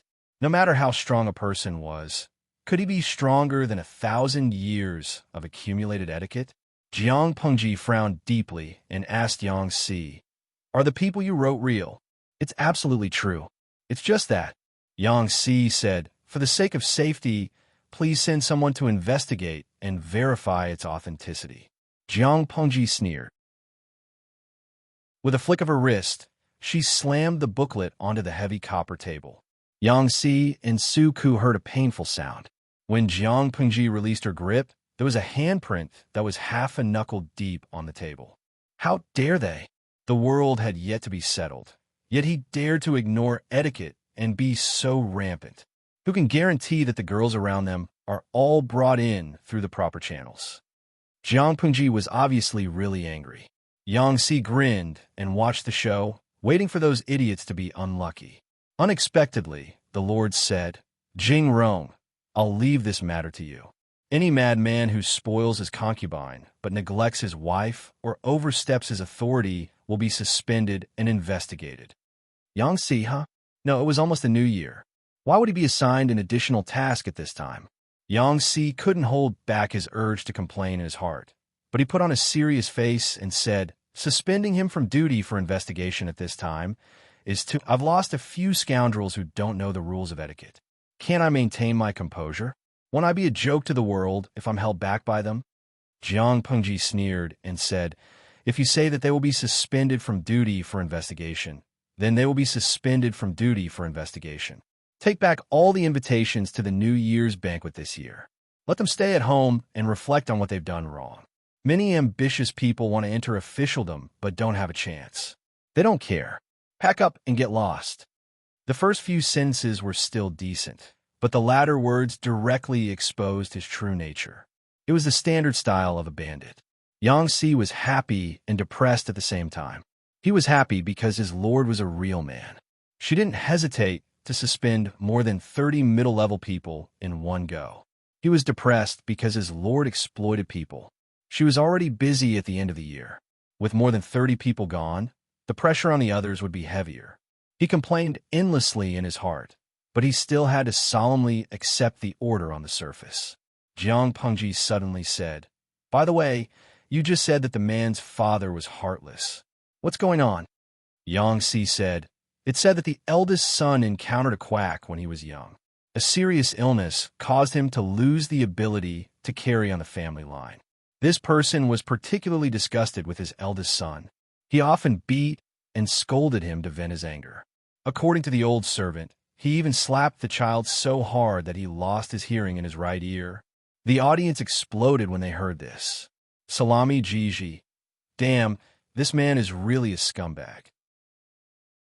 Spoiling his concubine and destroying his wife, supporting a mistress, letting the mistress live in the wife's house, domestic violence against the wife, beating the son deaf, the mother-in-law beating the daughter-in-law, spoiling the mistress. Even the scriptwriters of modern dramas wouldn't dare to write such a story. Damia Zhang. In ancient times, concubines were legal. I agree with everything else, but the mistress is too much. Baixiang Xianggao. Haha, didn't you hear what Roma said just now? That man doesn't have the right to have a concubine, right? If he doesn't have the right to have a concubine, then this concubine isn't legitimate. If she isn't a mistress, then what is she? A scumbag man and a scumbag woman. The legal wife and son are really unlucky. Qifeng Liao and the evil mother-in-law. Tudu Feiqiu. Hold your breath. Based on my 10 years of experience following updates, I have a feeling that the streamer is about to make a big move. Jiang Pengji lifted her eyelids and said coldly, "How can such a beast father be a father?" Personally, beating the ears of one's son was a beast. Nowadays, there is a saying that a filial son is born under the rod, but no one dared to beat someone to death or cripple them, except for those who were extreme and ignorant. Of course, if the feudal society developed for another few hundred years, perhaps parents would be innocent of beating their children to death. Yang Si lamented, "What a pair of poor children." Dongqing has experienced several wars. Millions of people and soldiers have lost their lives. Jiang Pengji glanced at Yang Si and Su Ku and said calmly, "At this time, we should encourage childbirth and restore the population as soon as possible. In other words, children are the future of the entire country. They should be treated well. How can they be defiled by these beasts?" Jing Rong, call Wenbin over. I have something to discuss with him. Although Jiang Pengji did not finish speaking, Yang Si felt that his lord was about to make a big move. Yes, Yang Si and Su Ku vaguely guessed something, but the audience in the streaming room understood immediately. The streamer wanted to deprive the father and mother of their guardianship, although there was no such thing as guardianship in ancient times. Gue Kai Guo Fengxiyo, streamer, you're courting death. Jiang Pengji's eyes were calm. Even though the streaming room was in an uproar, she was still calm and collected. Streamer V, it's not as difficult as you think. To parents, besides continuing the bloodline, carrying on the family line, and raising them for old age, children are also the parents' tacit private property. Since it's private property, naturally there are ways to make them spit it out. In this era, the emperor had great power, especially the founding emperor. Jiang Pengji was tacitly the future emperor, so she had the right to be willful. In addition, she did not intend to succeed in one go. Naturally, she had to test the bottom line of everyone repeatedly. I have to let them know who has the final say in this land. Jiang Pengji smiled and poured the water in the cup out. Not a single drop was left. She sprinkled it into the trash can in the corner of the courtyard. Chapter 1361. What was Han Yu doing at the moment? He was checking the homework of his eldest son, Han Run, and his concubine's daughter. The two sons were calm, but the concubine's face was pale. Han Yu wasn't a strict father, but he wasn't a compassionate one either. He was a very normal patriarch of a feudal family. He had a lot of communication with his sons. His daughter was raised in the boudoir. They rarely saw each other except during festivals, not to mention checking his daughter's homework. His eldest son, Han Run, had talent and was willing to work hard. Even the picky Han Yu was very satisfied. But the concubine's son and daughter were different. The concubine's son was mediocre and playful, and the concubine's daughter couldn't even speak fluently. The concubine's daughter saw that her father was frowning. She was so scared that tears came out of her eyes, and her body was trembling. She was weak, pitiful, and helpless. Han Run said, "Father, she is a little nervous. Don't scare her." Han Run didn't communicate much with his siblings, and the three of them didn't have a deep sibling relationship. It was just that the environment of the academy was relatively closed and simple. It was isolated from the disputes of the outside world, and the estrangement between the official and the concubine was also weakened. Han Run saw that his sister was so timid and nervous in front of their father. He felt a trace of sympathy and took the initiative to put in a good word for her. Han Yu's expression softened a little when he heard that. He said to his daughter, "Let's call it a day. We'll check tomorrow. Go back and get ready." The concubine's daughter nodded helplessly. "It's unreasonable to let girls study in the academy. Father is so strict with my sister." He had taught her for years, but he still couldn't satisfy his father with those questions, not to mention his sister who had only studied for a year. The three left the main hall. The concubine's brother was a few steps behind Han Run, and the concubine's daughter was behind them. Han Run said calmly, "Half of the students in the academy are girls. Tell them that." The concubine's brother's face turned red. He dared to say it? If he dared to say it, others would dare to beat him to death. "I don't dare to say it." The concubine's brother complained. "Are the girls in the academy still girls?" In his opinion, girls should be as docile as the maids in the mansion and speak softly. Who would have thought? Han Run frowned. "You were in the wrong first." Fortunately, father was busy and didn't ask about it. Otherwise, the concubine-born brother hurriedly begged for mercy. "Little brother's good brother, please don't say any more. The walls might have ears." Han Run sighed. The matter he was referring to was the incident of his brother out of wedlock. He didn't know the severity of the situation and had verbally harassed a girl. As a result, the other party had grabbed him by the collar and held him down in the corridor for a beating. This had attracted the attention of many students. If it weren't for the girl's sense of propriety, her brother's hand would have been twisted and fractured. This matter was brought to the attention of the headmaster, and his brother was reprimanded by a few headmasters. His words were frivolous towards his classmate, completely lacking the demeanor of a gentleman. Not only did the headmaster not support his brother, but he punished him to clean the classroom after school for a month. "Are you scared now?" Han Run asked. "Didn't your classmates warn you not to mess with the girls?" All the senior male students in the Golden Scale Academy knew that none of the girls in the female class could be provoked. They looked normal on the outside, but they were terrifyingly strong. The upperclassmen girls could easily subdue several adult men. The lethality of this attack was truly terrifying. Not only the other girls, but Han Run also noticed that his sister, who had been studying in the academy for a year, was also extraordinarily strong. He didn't know that this was due to the body refining technique that the girls in the female class had learned. The body refining technique that the female class of the Golden Scale Academy had learned came from the female camp. And the body refining technique of the female camp was a summary of the scientists in Jiang Pengji's world. It was a training method specifically for the physical fitness of women. This method could stimulate the potential of the female body to a great extent and temper the muscles and bones of the whole body. Even if it couldn't reach Jiang Pengji's level, the overall combat power would still be good. Strengthening the body and combat power were secondary. The key was that it could optimize the female body to a great extent. For example, menstruation would not hurt, and the pain and risk of childbirth would also plummet. These 2 points were the real benefits for women in this era. These were the short-term benefits. The long-term benefit was that the body refining technique could accelerate the positive evolution of genes. The first or second generation did not have any effect, but after 10 or 20 generations, the effect was obvious.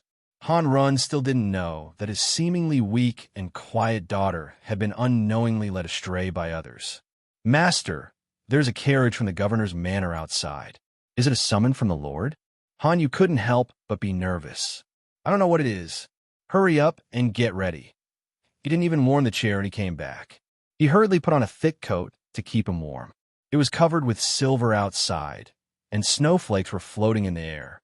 "May I know why the Lord summoned me so urgently?" Jiang Pengji said, "I need Jing Rong to tell you about it." Jing Rong? What trouble did Yang Si cause him this time?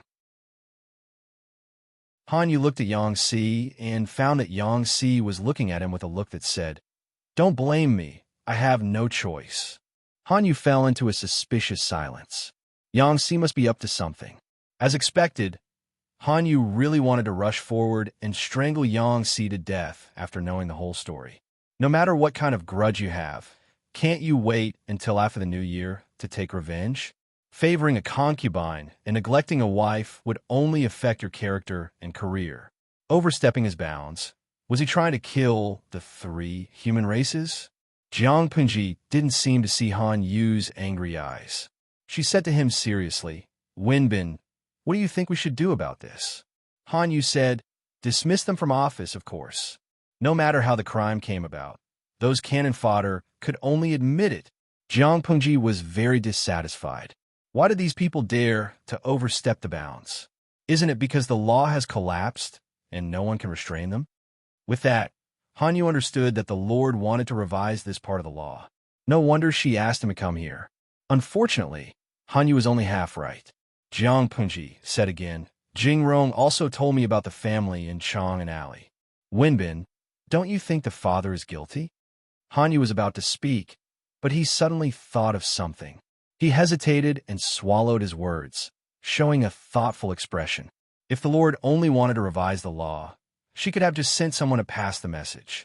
There was no need to send a carriage to pick him up, unless the Lord's real purpose was not this, but something more difficult and urgent.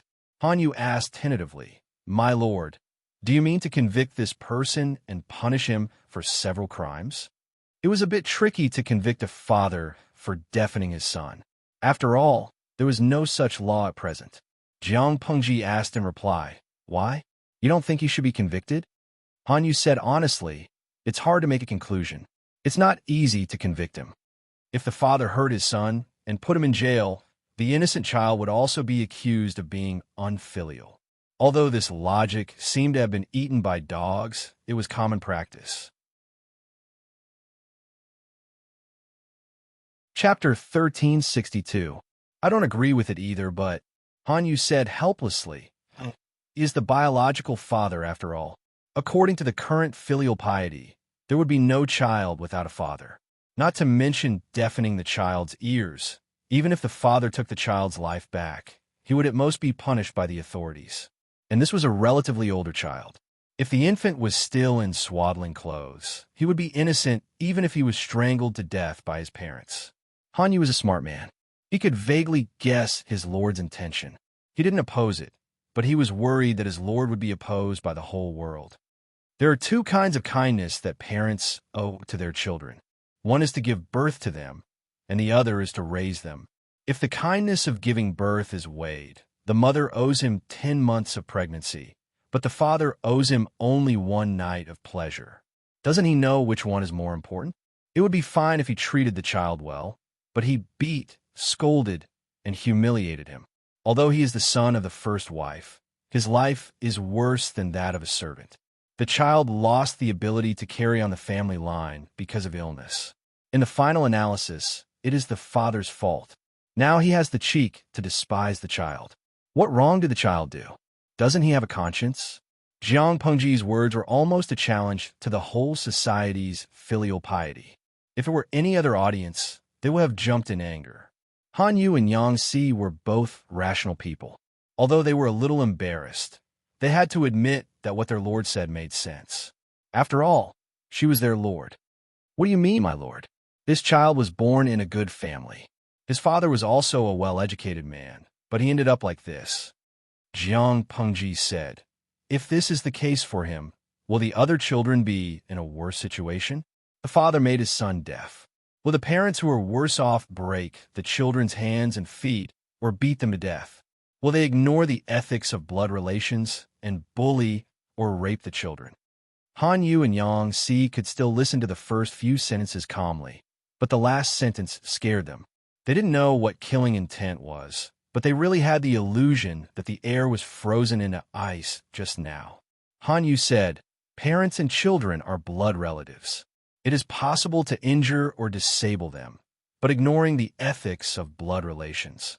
Jiang Pingji said, "Wenbin, you can ask Jingrong. Is this really not true?" Yang Si's reaction was different from Han Yu's. The former was shocked and deeply disgusted. Han Yu looked at Yang Si, his eyes full of hope and desire for confirmation. He was a man in the right, and his education had been positive.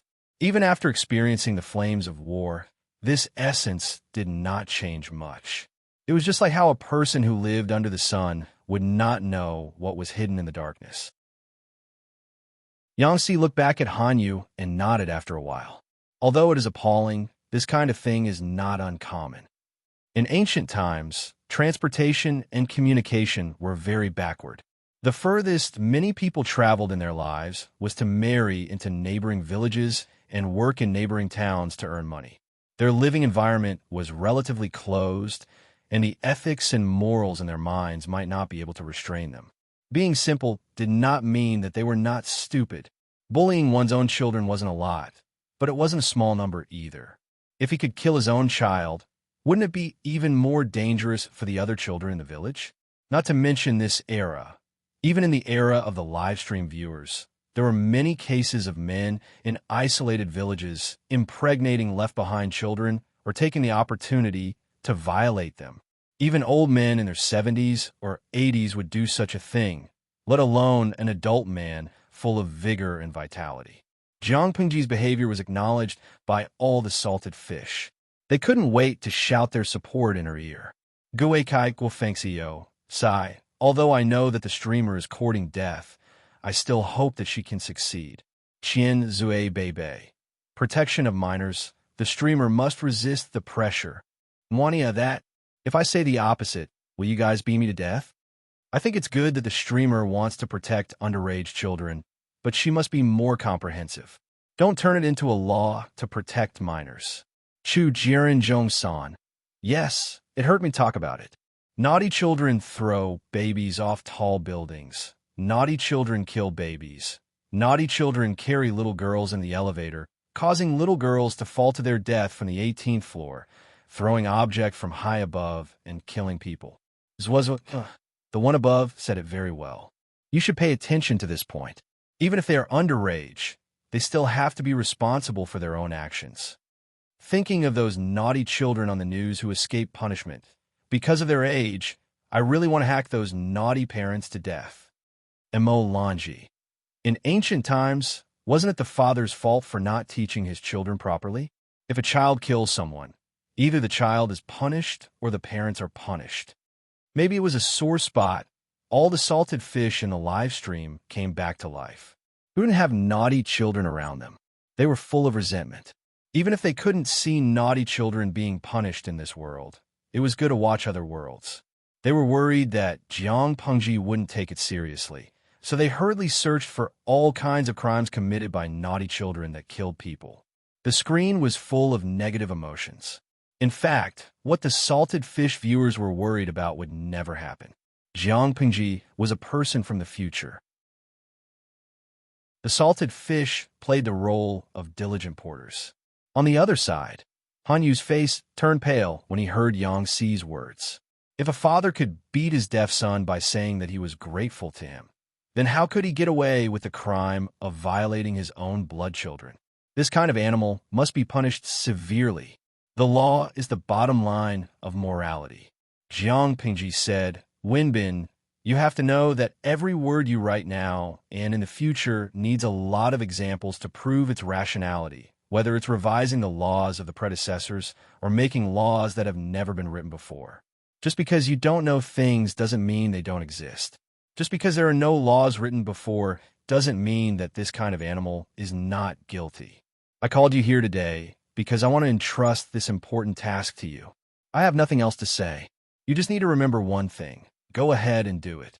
No one will dare to stop you. She would kill anyone who dared to stop her. Han Yu bowed solemnly. Yes, Wenbin. If Wei Si were here, he would find that Han Yu was more and more like the Han Yu in his memory. It was the 12th month of the year. For 11 months, Han Yu was out and about, collecting countless case materials and evidence, and revising the draft repeatedly. Yang Si watched from the side. He had a vague premonition. His lord didn't do this on a whim. She must have planned it for a long time. His revenge against those people became a sharp blade in his lord's hand and an excuse to take advantage of the opportunity to make trouble. As he was thinking, his lord looked at him. Jing Rong. Yang Si quickly got up from the table and bowed solemnly. My lord, please give me your orders. Jiang Pengji said. You help Wenbin with this matter first. If you do well, I won't hold you accountable. Yang Si used her to take revenge, and she used Yang Si to take advantage of the opportunity to make trouble. This was called reciprocity. Yang Si's face was bitter. He swallowed the acid that welled up in his throat and said bitterly, Yes. Jiang Pengji said, If you do well, I will allow you to prepare a betrothal gift and propose marriage. Han Yu was dumbfounded. What the hell? My lord and Yang Si, Chapter 1363. Yang Si was happy, but Han Yu had a lot on his mind. Wenbin, no matter how much you hate Si, you don't have to look like you are grieving. What bad luck. Yang Si's good mood was ruined by Han Yu's cold stare, but he was too guilty to confront Han Yu. Wasn't it because of Yang Si that Han Yu had been given so much work? Staring straight at Yang Si, Han Yu's eyebrows were knitted together so tightly that they could squash a fly. Just now, the Lord said that you are allowed to prepare betrothal gifts and propose marriage. His ink-black eyes were filled with dissatisfaction, and there was even a hint of disgust, which made Yang Si's heart burn. So what? Yang Si asked gloomily. You are allowed to have a son and a daughter, but you are not allowed to find a girl? Han Yu sneered. Virtue does not match the position. What the hell? What does it have to do with virtue does not match the position? Yang Si was still immersed in the shock, but Han Yu had already turned around and left. Yang Si was so angry that he ran a few steps to catch up. They were good friends who loved each other and fought each other. It was fine that Han Yu didn't give his blessings and gifts, but he even scolded him for virtue does not match the position. He was so angry that he flipped the table. For all, Yang Si was about to rush up and ask, but he suddenly thought of something and stopped. No. Did Han Wenbin misunderstand something? Yang Si recalled Jiang Pengji's words and instantly realized that Han Yu had misunderstood. He slapped his forehead in annoyance. He tried to catch up and said with a bitter smile, Wenbin, wait a minute. You misunderstood. Han Yu stopped and turned to look at him. What misunderstanding? It is true that I propose marriage to the Lord, but it is not the Lord. Yang Si spread out his hands and said gloomily, The Lord has a lover, and that lover is your junior. Zixiao is a very jealous person.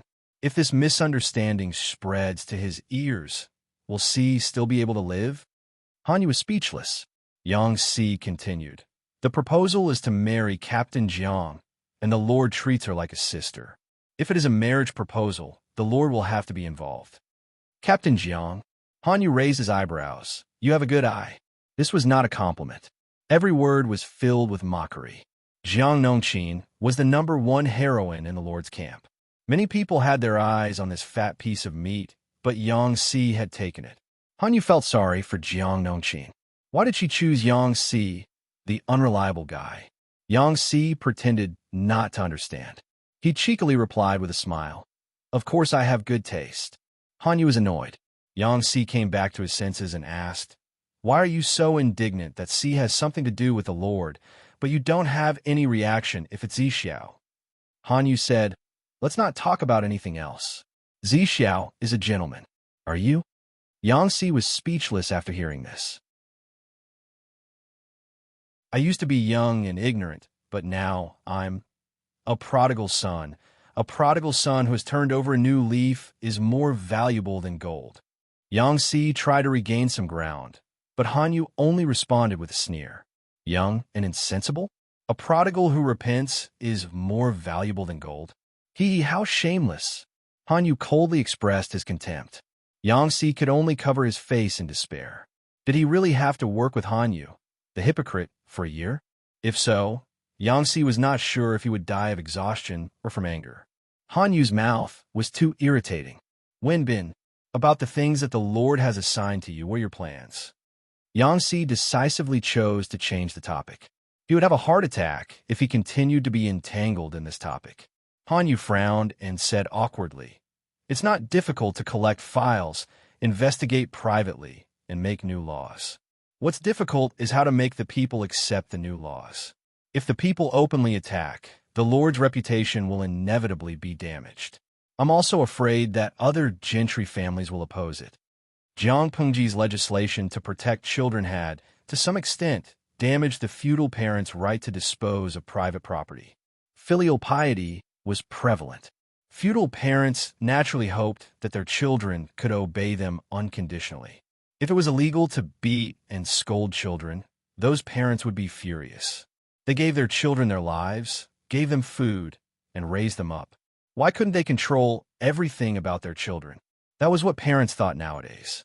Therefore, if they really wanted to legislate, every detail had to be taken into account. They had to clearly distinguish between educating children and maliciously beating them. Yang Si said, "I think of someone who can help us with this matter." Han Yu asked who. Yang Si said, "The Lord's lover." The two of them visited Wei Si together. Wei Si was busy. He was handling 2 documents with a pen in each hand. His work efficiency was like a cheat. Yang Si knocked on the table and called, "Zi Xiao, I have something to ask of you." Wei Si stopped writing and looked at Yang Si. "What's the matter?" Han Yu stepped forward and said, "Jing Rong said that you can help me with the matter." Wei Si looked serious. He put the 2 bamboo slips aside to dry and stood up to greet the two. "If there's anything, Wenbin can send someone to inform me. You don't have to come in person." Han Yu sighed and explained the cause and effect. Wei Si's expression also became serious. "I came today to ask Zi Xiao if there's any way to protect the Lord's reputation. It's not difficult." Wei Si thought for a while and said, "The people's obedience is the mandate of heaven. It doesn't matter if the aristocrats oppose it, as long as the people agree. As long as the people agree, there won't be much resistance to the Lord's new law. This matter can be handed over to CI." Wei Si was the best at manipulating public opinion. Han Yu asked, "What are you going to do?" Wei Si smiled. "The people are tired of hearing the stories of praises and romance. They'll change their taste after the new year." Yang Si shivered and asked, "Wait, are you going to let the novelists write those stories?" Wei Si said, "Why not? Novels are 70% true and 30% false. Although there are some exaggerated parts, the overall situation is still based on reality. If you let the novelists write novels and put them on the streets and alleys, the people will be resentful and hate them. When their emotions reach the peak, Wenbin will put out the prototype of the new law. The people will only cheer and sing praises of the Lord's benevolence and love. Even if there are people who oppose it, I'm afraid that the people will tear them to pieces. It's a good thing to legislate to protect children. What are the intentions of those who oppose it? The people were all illiterate and couldn't read a word. People hated them when they were ignorant, but they warmed people's hearts when they were simple. Their emotions were the easiest to manipulate and use. Of course, the people wouldn't know whose interest the new law would hurt. They would only see the poor and innocent children being hurt. Not only would the people not oppose the new law, but they would also support the new law with a sense of justice." Yang Si and Han Yu trembled secretly. This manipulation of public opinion to play with people's hearts was really good. Han Yu frowned and said, "In this case, aren't you worried that it will have the opposite effect? The explosion of negative emotions would have a negative impact." Chapter 1364. In the blink of an eye, it was New Year's Eve. Jiang Pengji held a New Year's banquet, as usual, and invited the officials to celebrate the New Year together. Huang Song attended as a special guest. Although he was no longer qualified to sit on equal footing with Jiang Pengji, his seat was second only to her. Can't sit still anymore. Huang Song did not bring his two legitimate sons to the New Year's banquet. Instead, he brought his daughter. When the daughter saw a few children of the same age, she immediately could not sit still, but she did not dare to leave without her father's permission. Lady Qi said awkwardly, on such an occasion, "What if something happens?" Usually it was not a big deal to quarrel, but now it was Jiang Pengji's New Year's banquet. It would not be good if the child accidentally got into trouble. Huang Song was about to speak when Jiang Pengji said, "Is that Bo Gao's daughter?" "Yes, it is." "Let her come forward. Let me take a look." Jiang Pengji smiled faintly. "She's pretty and cute." Huang Song caressed his daughter's back and pushed her gently, encouraging her to find Jiang Pengji. The little girl was a little afraid of strangers. Her chubby little face looked left and right. Finally, she walked timidly toward Jiang Pengji. When she got closer, she awkwardly saluted.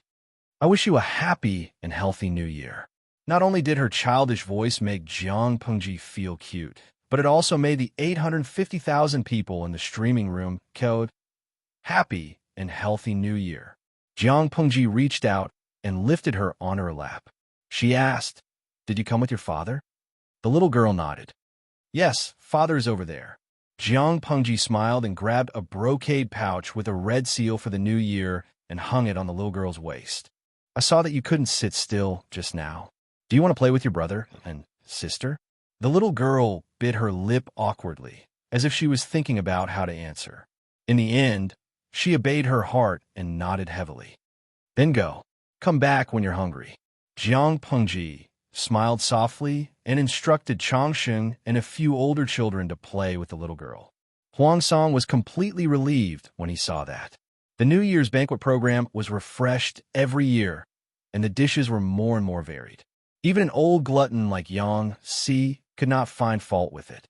If someone paid attention, they would find that this year, Yang Si was finally not alone. Jiang Nongqin, who was at the side, was wearing a new set of brightly colored clothes. Even though she had a cold face, she looked gentler than usual. While eating, Yang Si noticed that Jiang Nongqin's gaze was on him. What happened? Jiang Nongqin's face was cold.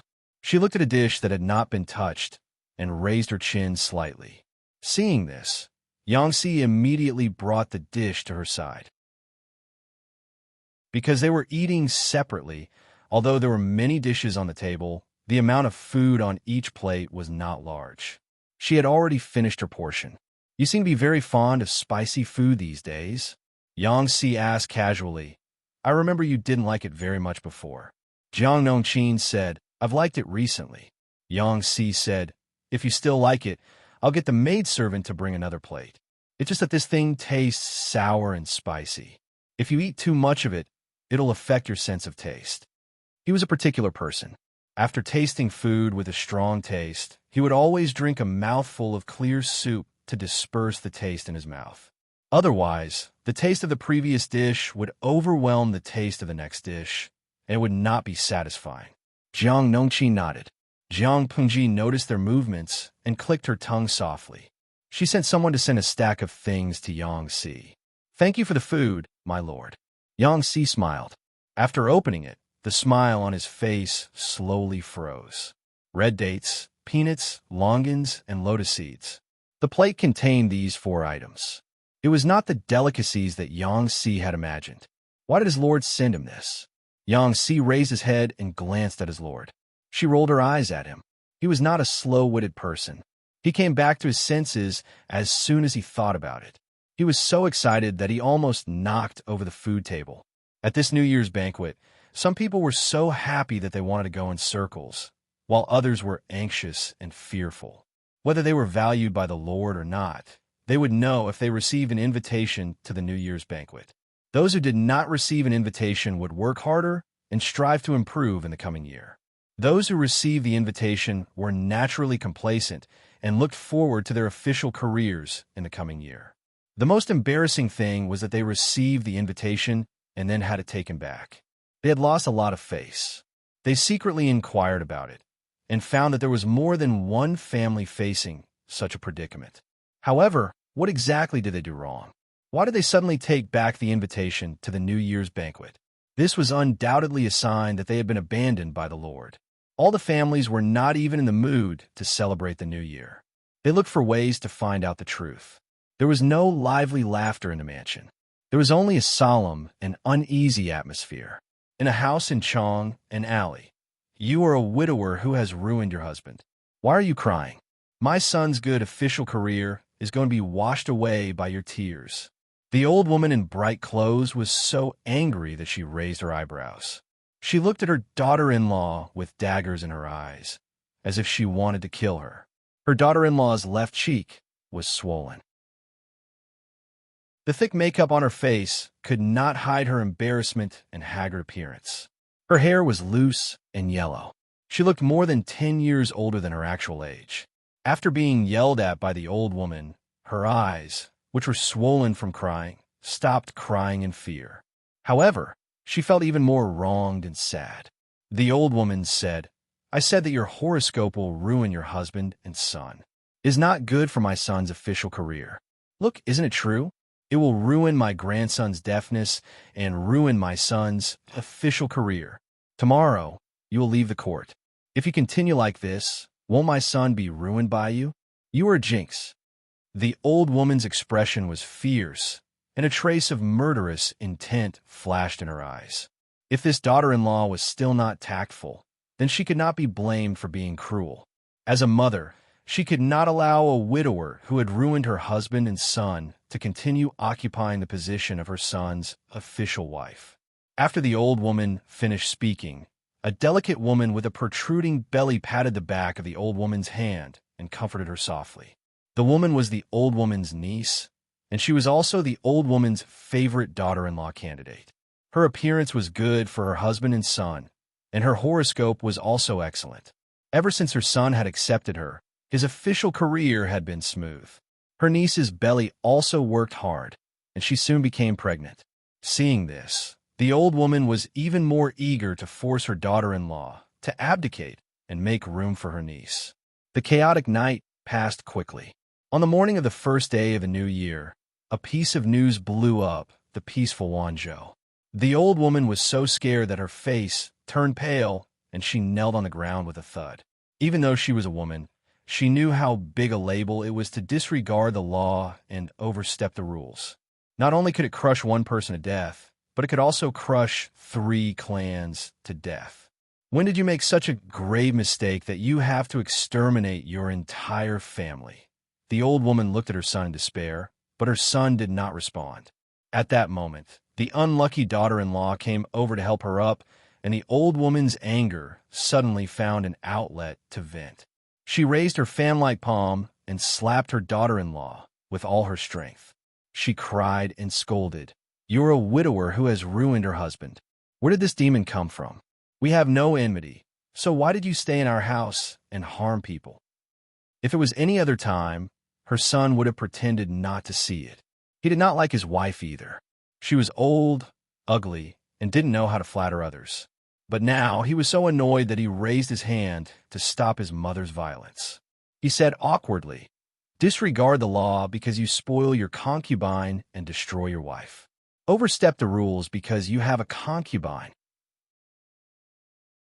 Although her family was considered wealthy, they did not have the right to have 5, 6, or 7 or 8 concubines.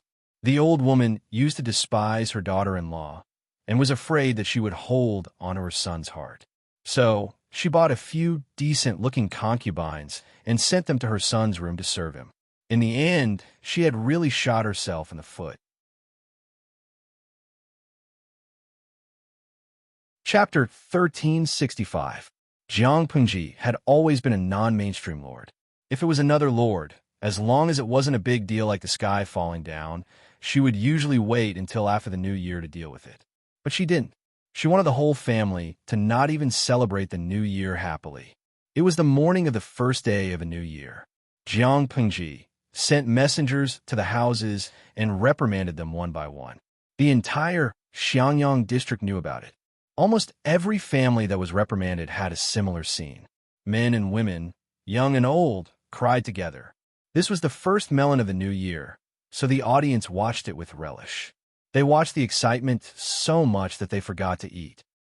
My son is loyal and devoted to the Duke of Lanting and has made great contributions. How is taking in 3 to 5 concubines disregarding etiquette and overstepping the bounds? The old woman was frightened by her son's words. She couldn't care less about slapping her daughter-in-law to vent her anger. She looked at the messenger carefully and said, "It's obviously my daughter-in-law. My belly is not up to expectations. My son is a fake man who can't carry on the family line. I have no choice but to force my son to take in concubines." The old woman took the blame for taking in concubines and poured dirty water on her daughter-in-law. She used it to quibble. The messenger secretly rolled his eyes. He had brought people to 2 houses, and it was almost the same story. Could there be something new? "Old madam, let me ask you, how old is your son this year?" The old woman said, "My son is 33 this year." The messenger said, "Old madam, let me ask you again. Has your son's ancestor been bestowed the title of king or minister?" The old woman blushed and said, "My ancestors have been farming for generations. My great-ancestors' generation only became rich.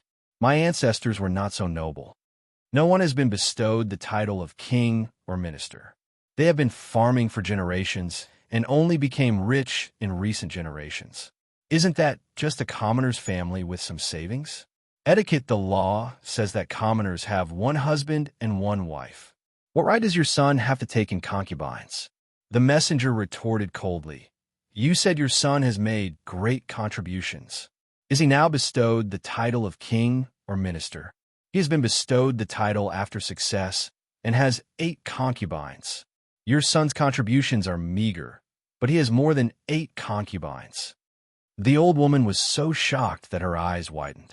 She stammered, This, I don't know about this. Without sufficient status and contribution, he was not qualified to take a concubine." The emissary sneered again. "I sent someone to investigate and found that old madam is not strict in managing the family and does not teach her children well.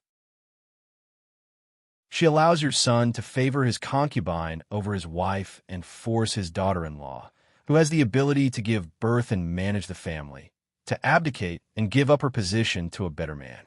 You want to help your concubine get the position and marry her. Is this not true? Even if there was no need to investigate, just based on old madam's action of slapping her daughter-in-law without hesitation, it was enough to prove that something was amiss. How could the old madam dare to admit it? His head shook like a rattle. She wailed on the ground and made a scene. These things were done by the old woman who was blinded by lard. My son didn't do it willingly. The emissary's eyes were filled with indifference as he snorted. He waved his hand, intending to go to the next shop. Envoy, please wait. The old woman was still crying, but her son was not someone who only knew how to cry. He hurriedly pulled the messenger to the side and secretly stuffed 2 money pouches under the cover of his wide sleeves. Both of his money pouches were bulging and looked extremely heavy. The emissary waited in his mind and had an idea. He accepted the man's bribe. The man's face lit up, and he felt that there was a chance.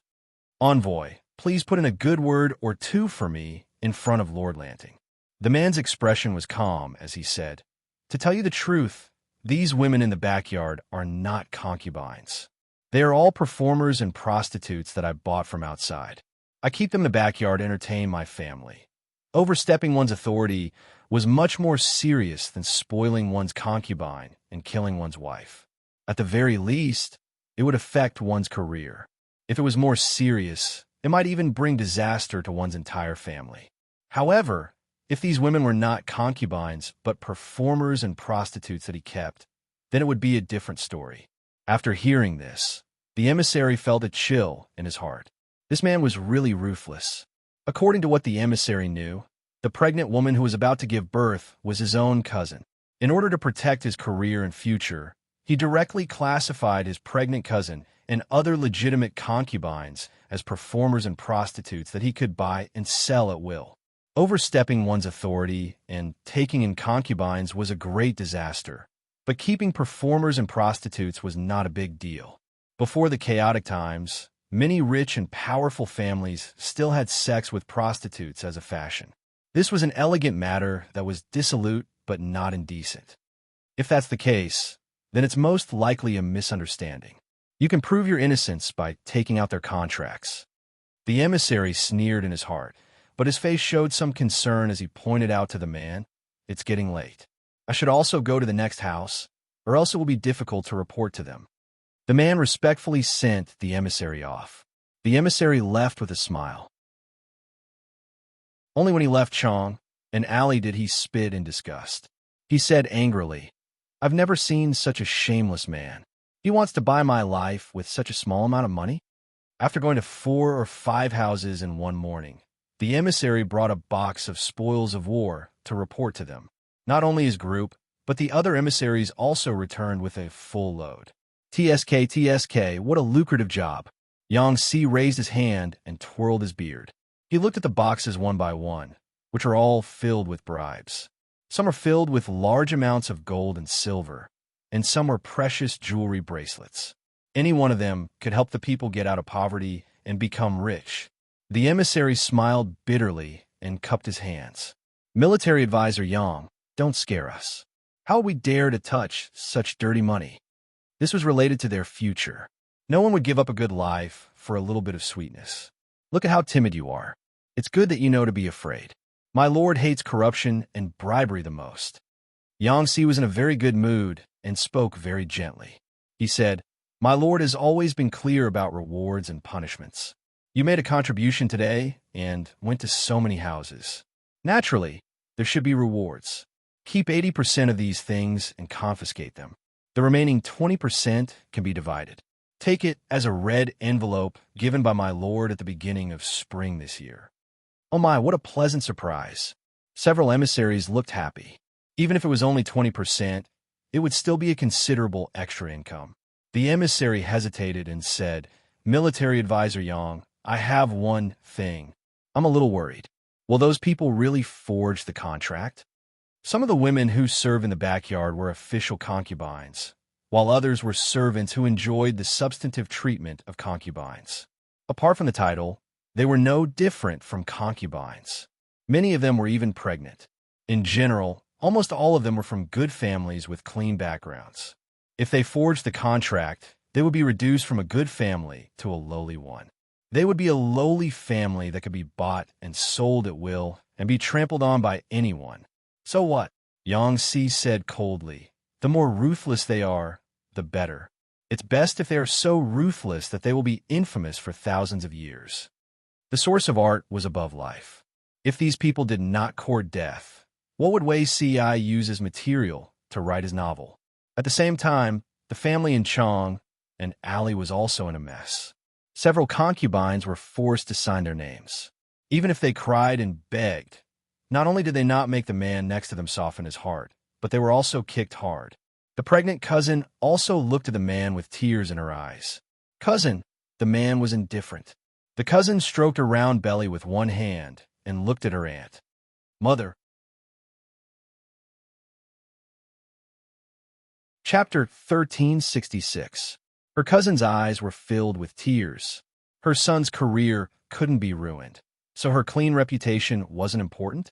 She would no longer be qualified to be the legal wife in this life, and the children she gave birth to would be despised for the rest of their lives. "No, I won't sign it." The old woman was furious and was about to use force when her cousin bent over, clutching her stomach. Her face was as pale as snow. The old woman looked at her and was furious. "Is she going to give birth? My beloved grandson isn't even full term yet. You useless, money-losing thing. You can't even get pregnant for 10 months. The mansion was in a mess again. The old woman took advantage of the fact that the woman was unconscious during labor to force her to sign the contract. The man used his connections to enter the contract into the government office, and the next day, he brought the contract to redress his grievances. Not only this man, but the other families also took the same measures. They were so heartless that it was chilling. Yang Si gave them all the cold shoulder and sent them back, letting them reflect at home first. He didn't overstep the rules in taking concubines, But he couldn't shirk the responsibility of spoiling his concubine and neglecting his wife. Looking at the contract, Yang Si couldn't help but shake his head and sigh. It's really vicious. Jiang Nongqin, who was beside him, sneered. They all deserve to die. Yang Si looked at her nervously. Don't worry about this, lest you scare the one in your belly. Someone will take care of these scum. It was impossible to kill them, and that wasn't Jiang Pengji's original intention. Some methods were even more painful than death. After a few days, the news had just calmed down a little. Zaiki, the first writer of Wanzhou, released a new book. The professional storytellers who worked for the government got the first few chapters immediately.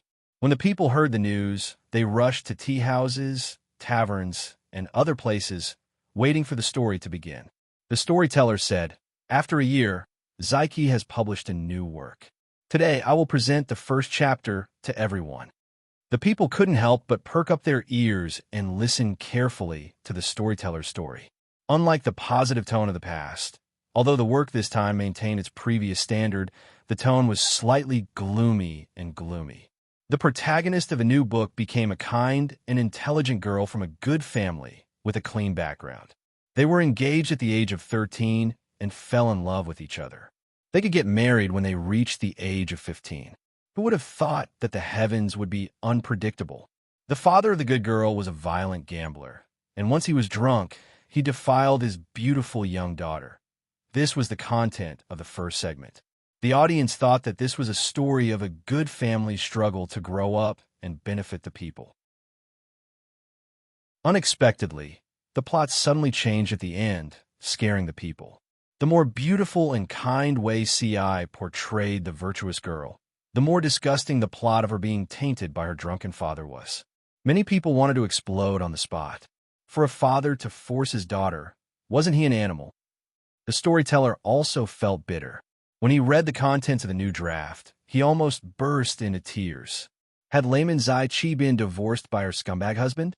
Why was this new work so torturous? The storyteller went on to tell the second stanza. The beast father was afraid that the matter would be exposed, so he lied to his wife and threatened his daughter, selling his daughter to a broker. When he got home, he lied and said that his daughter was restless and greedy, so she eloped with a man in the middle of the night. In reality, the daughter of a good family was chosen by an old madam of a rich family to be her son's concubine. She thought that the bitterness was over and the sweetness was coming, but who knew that just out of the tiger's den, it was like a wolf's den. This family was also strange. There was a gloomy old madam, a beautiful but very haggard legal wife, a deaf first Lang Jun, and a neglected autistic first wife. She had never met the old master. She had just been bought and was feeling uneasy in the unfamiliar environment. She accidentally saw a strange man and the niece of the old madam.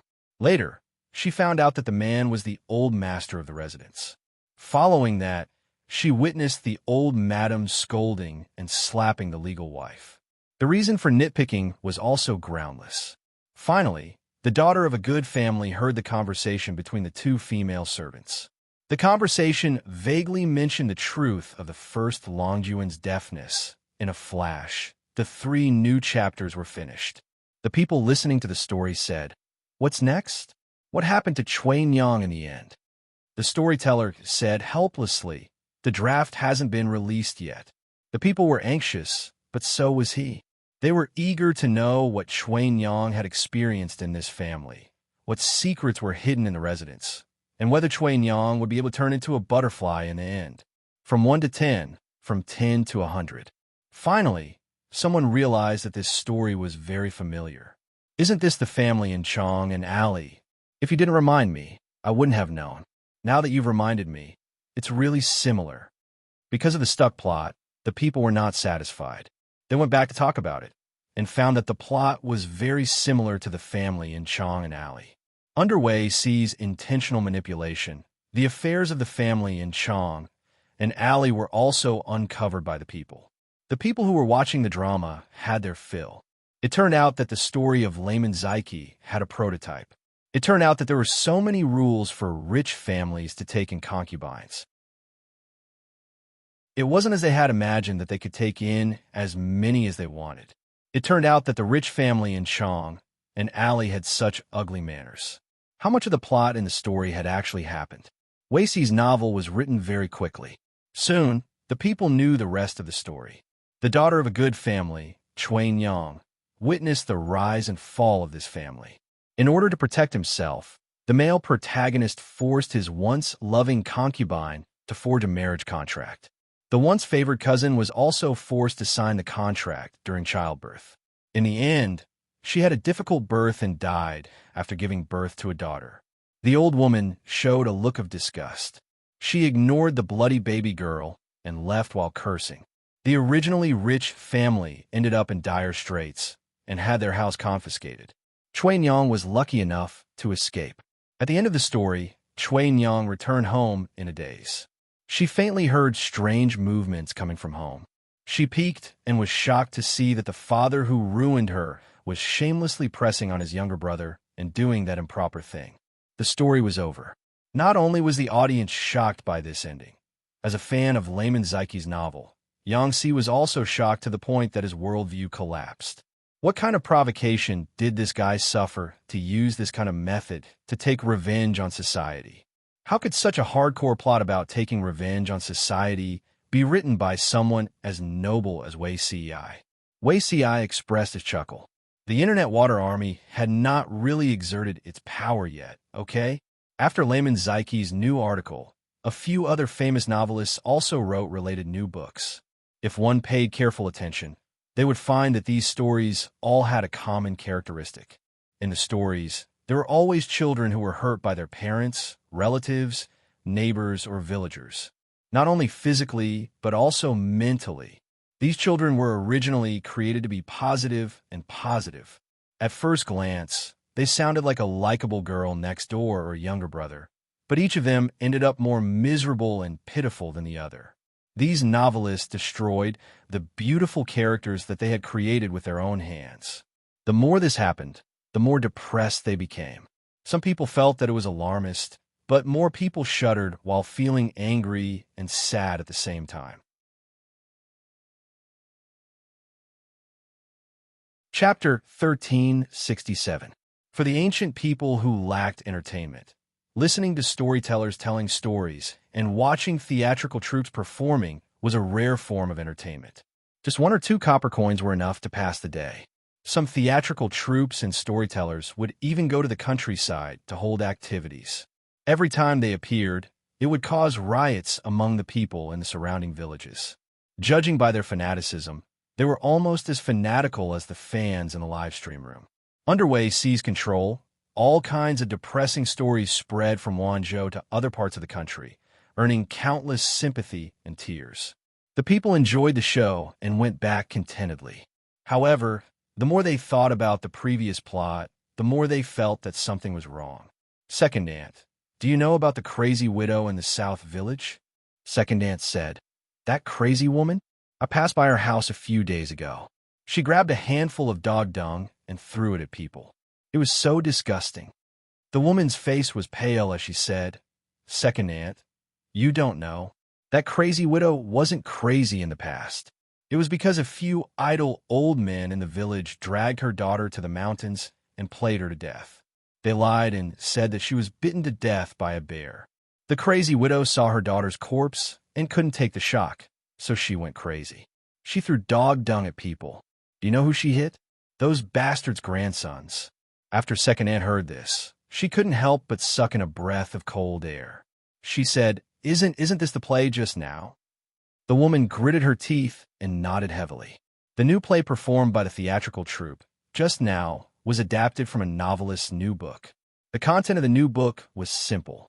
It was about a young girl named Gu Sanyang. In order to escape being sold by her stepmother to a crippled old man, she fled the village in the middle of the night to join the army and become a female soldier. After several years of war, she followed her lord to conquer the world and finally returned to her hometown in glory. Apart from Gu Sanyang, the character who received the most attention in this new play was Gu Sanyang's best friend, Ajia. Ajia was intelligent, witty, and beautiful. Most importantly, she was brave and resourceful. Gu Sanyang's courage to escape marriage and join the army was largely due to Ajia's help. The people watching the play especially hoped that Ajia would leave the village, but Ajia was filial to her widowed mother and chose to stay in the village. A few years later, Gu Sanyang returned to her hometown in glory. The last scene was about Gu Sanyang riding a horse back to the village, imagining Ajia's current appearance. The person who played the role of Gu Sanyang was a talented girl who was good at talking and singing. She imagined that Ajia had married a good man, had a son and a daughter, and had a beautiful career and family. In short, in Gu Sanyang's eyes, a beautiful person like Ajia was qualified to be an empress. In the end, after returning to the village, Gu Sanyang met with Ajia's mother, who had gone crazy. She learned from her mother that Ajia had died 4 or 5 years ago. Just as the common people and Gu Sanyang were guessing the cause of Ajia's death, the crazy widow mother wept and told the truth. Ajia is still more than a year away from her marriageable age. She looks more and more beautiful. Several old men in the village have been coveting her for a long time. When Ajia's widowed mother went out to work, they used the excuse that the widowed mother fell in the field to lure Ajia out. They tortured her to death and left her without a complete corpse. Gu's killing to revenge for Jia's revenge, but of the story. But by scenes. By Gu of the drama. The play reminded them of the daughter of the mad widow years ago. Except for this new play, the other plays were also of the same theme. Even if it was a happy ending, the people always felt that something was stuck in their throats. They were so disgusted that they couldn't breathe. Whether it was Ajia or Wei Si's Chuanyang and little brother, their lives were destined to be gloomy. Second aunt came back from washing clothes.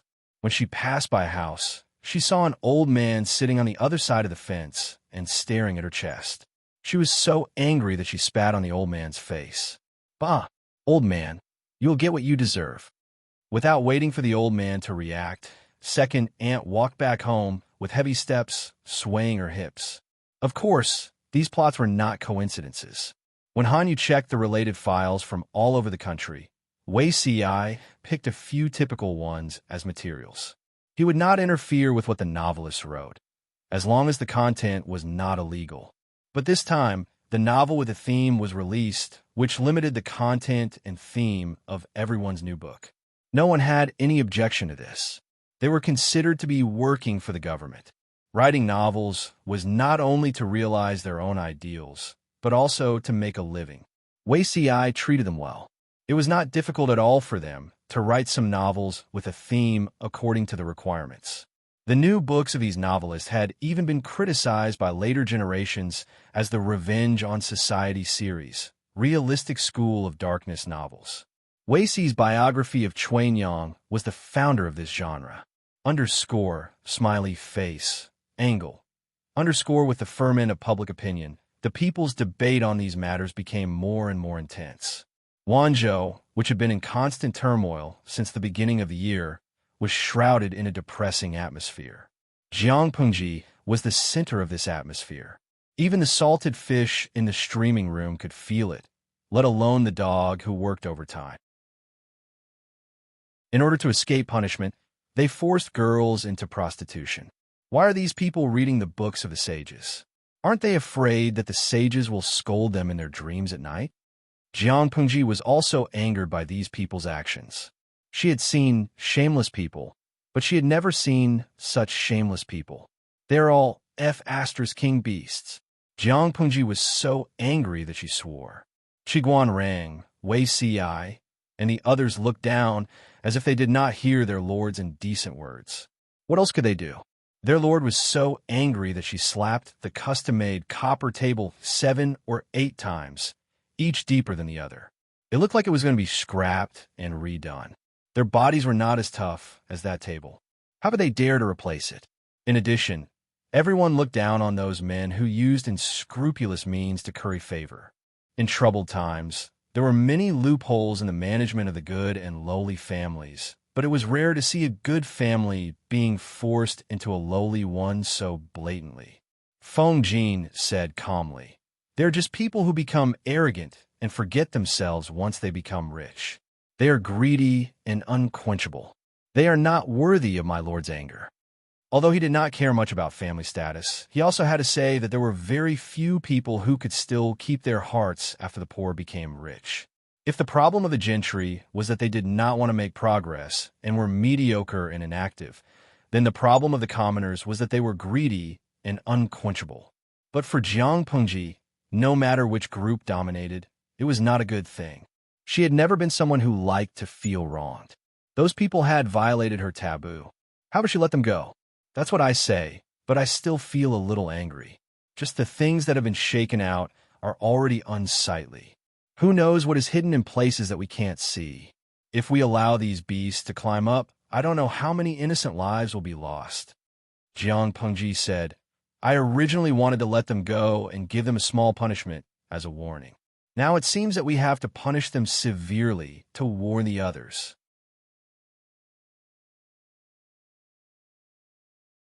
Chapter 1368. Some people can be communicated with words, but some animals can only be communicated with sticks. Poor Taoist Xianyu Jindu. My streamer is so kind. She even thought of letting those animals go. Nongfu Shanquan Yudiangshuan, Tisk, TSK. How thick of a fan filter do you wear? Has the streamer ever been kind? Those scumbags were forced to become prostitutes because the streamer misled them. She's fishing for justice. She should sympathize with those scumbags. Guaikai Guofengxiu. The crime of overstepping one's authority can be serious or minor. It all depends on whether the person in power is merciful or ruthless. The streamer might as well be ruthless and let them see blood. That way, she can make an example out of them and deter those who have evil intentions but haven't taken action yet. Tudu Faccio. Yes. Severe punishment is needed in troubled times. Kindness is useless at times like this. Kindness is a sharp weapon against gentlemen, but it's connivance against villains. To deal with villains, you can only fight poison with poison and an eye for an eye. They will only listen to you when they are truly afraid of you. The audience's bullet screen was nonstop. Jiang Pengji had a plan in her mind. This matter will be handled by Wan Zheng and Huayu. In order to deter those who are hiding in the dark, they must be dealt with severely. Qiguan Rang and Feng Jin stepped forward to receive the order. Jiang Pengji sent the two of them to handle this matter. It was obvious that she didn't give those scumbags a chance to make a comeback. Qiguan Rang came from a humble background. He was low-key and eccentric. He rarely interacted with outsiders. It was almost impossible to rope him in. Feng Jin was the only person under Jiang Pengji who was tall, rich, and handsome. He wouldn't be merciful to scumbags with low morals. It was basically impossible to make a comeback after meeting these two people. The people of Wanzhou had watched enough of a good show these days. They loved the drama of evil retribution. They watched as the few people who spoiled their concubines to the death of their wives, overstepped their authority, and forced women to become prostitutes fall one after another. The people raised their hands in celebration. Some people even bought firecrackers to celebrate, using it to vent the grievances and depression they had suffered recently. Feng Jin and Qiguan Rang didn't go easy on them. Although those people weren't sentenced to death, they had to be flogged 80 to 50 times in public. Each family was fined 1,000 strings of coins and confiscated their illegal property. Their entire family, old and young, was exiled back to their ancestral home.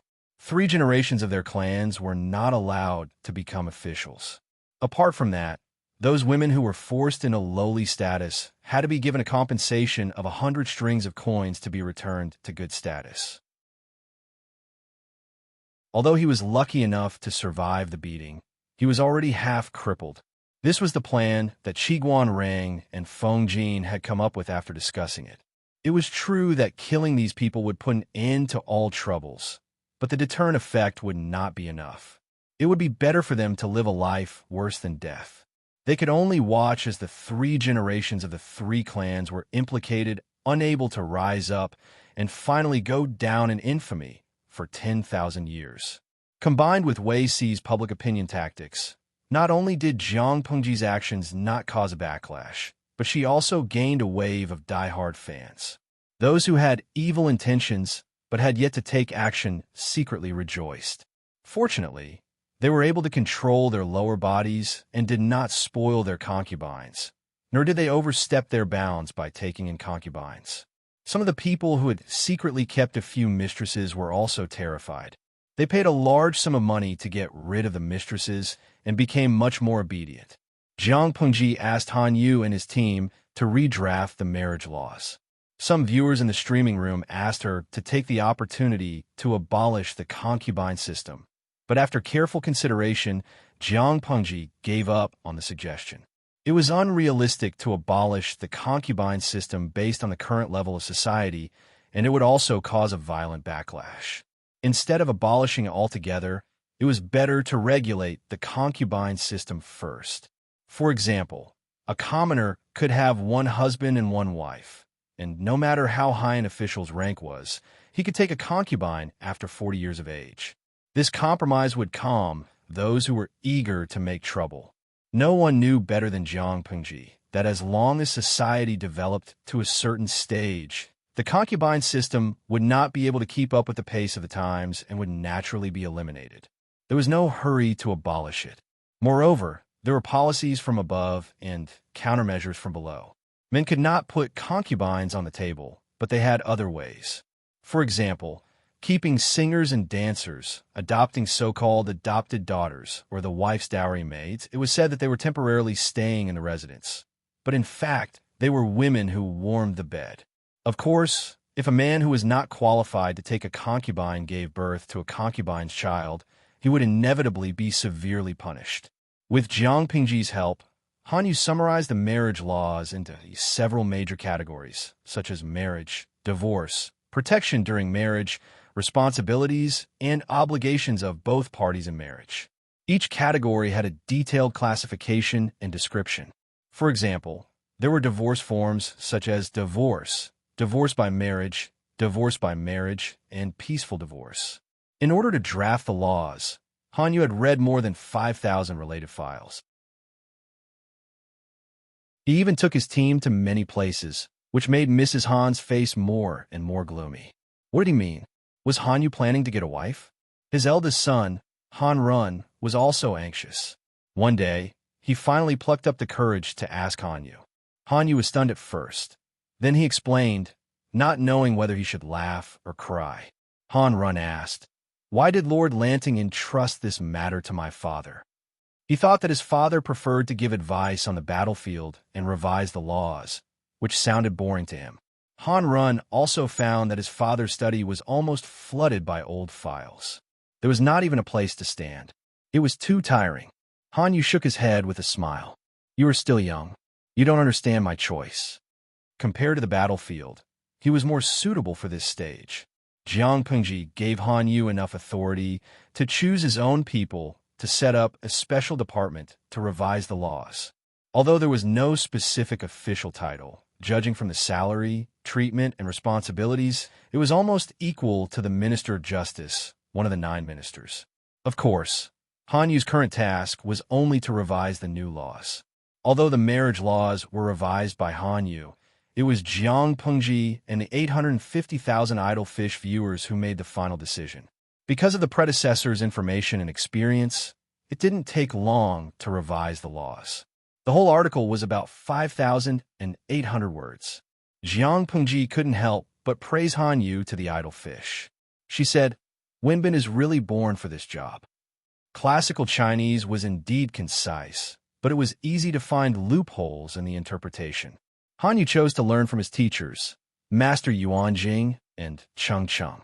He boldly used the vernacular that ordinary people could understand to reduce the chance of finding loopholes. It was an innovative move. It was a good move. It was easy to disseminate and promote. The only drawback was that it wasted too much paper. There were all kinds of idle fish in the streaming room. Jiang Pengji discussed with several lawyers for a while and revised some of the unreasonable content. She asked Han Yu to take it back and rework. Of course, it didn't mean that the draft could be finalized. In the end, everyone had to read it. Only when everyone was satisfied with the draft could the matter be considered finished. For Han Yu, The revision of the new marriage laws was just a warm-up. At least the marriage laws could still follow the experience of the predecessors, and there were traces to be followed after some modifications. However, the child protection laws that the Lord had passed down to him had to start from scratch, and he had to explore and accumulate them bit by bit. The stormy 1 month finally passed. With the arrival of spring, the tense atmosphere was finally relieved. The wives of the families started to move around.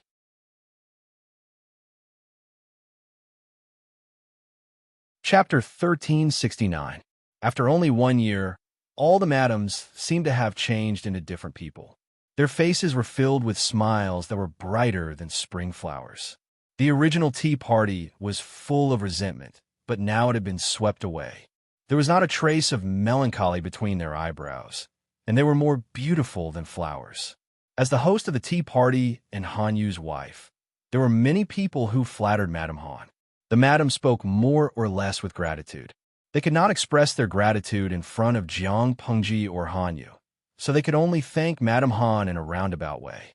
Little did they know that Han Yu and his wife, who were in love with each other in the eyes of outsiders, had been living in separate rooms. Madame Han's smile was slightly stiff when she heard the flattery from madams. As the madams arrived one after another, the tea party gradually became more lively. Everyone enjoyed the tea and enjoyed the flowers. Why did Madame Zhang and Madame Ning come today? A madam sat down at her seat. She glanced around and found that several madams whom she could get along with were not there. Madame Doe was sick for a while before the new year. I'm afraid we don't know what happened this month. A madam said with a smile. Something happened to Madame Zhang and Madame Ning's husband. Their whole family was sent back to their hometown. They were worried about it. How could they be in a mood to come to the tea party? Madame Doe couldn't help but widen her eyes. A trace of astonishment flashed through her eyes. She had been sick on and off for almost 2 months. During that period, she had been busy with her family's affairs. Indeed, she did not pay much attention to the outside world. What happened? Why were they sent back to their hometown? Madame Doe had left the circle of madams for less than 2 months. Why did she feel that there was a generation gap between her and them? Seeing that she really didn't know, everyone kindly informed her about the big news that had happened recently. There was a lot of information about last year's New Year's Eve. The audience was very satisfied. Madame Doe, do you know that Madame Zhang and Madame Ning's husband had 6 or 7 beautiful concubines? Of course I do. After all, they were considered close friends. She also knew that the 2 of them had been hurt by their fickle husbands. She had heard them complain a lot. Madame Doe felt that it was not worth it for them, but she also had her own mess to deal with. It all started before the new year. At the tea party before the new year, the wife of the commandant, L.V. Xinyang, came as well. No one knew what the lady heard and what she said when she went back, but the Duke of Lanting flew into a rage. On the first day of the new year, he sent messengers to the Duke's residence to reprimand those who overstepped their boundaries and took concubines. Those men are also cruel and heartless. In order to protect their futures, they lied and said that the concubines in their mansions were not concubines, and secretly forced the good concubines to become lowly. Humph! How could their stupid tricks escape the eyes of the Duke of Lanting? When the madams talked about this matter, they immediately felt a sense of elation. Although their husbands didn't take any concubines, they secretly kept 1 or 2 mistresses or adopted daughters. Those women didn't have the status of concubines, but they were treated like concubines. It was disgusting. After this incident, her men hurriedly cleaned up the backyard, not daring to leave any traces behind. These days, she was even more well-behaved. Not to mention looking for those vixens, she didn't even go out to socialize. Madame Doe could not help but cover her mouth with her handkerchief and let out a short gasp. Seeing Madame Doe's reaction, the other madams laughed. It's important to know one's place. If one's status isn't high enough, he can't take concubines. It's clearly written in the ancestral etiquette. One of them gloated. In the past, no one pursued this matter. Any man with some money in his pocket would want to have a large number of wives and concubines. Now that the Duke of Lanting wants to restore the etiquette, can't they be caught and killed for the monkeys to see? Spoiling concubines and killing their wives overstepping their boundaries, and forcing good women to become prostitutes. These three crimes are punishable together. Even an Iron Man would have to peel off a layer of skin. Now, the Duke of Lanting is only banning the 3 generations of his family from becoming officials and sending the whole family back to their original homes. This is already an act of mercy by the Duke of Lanting. The Duke of Lanting is a woman, after all. He's too soft-hearted.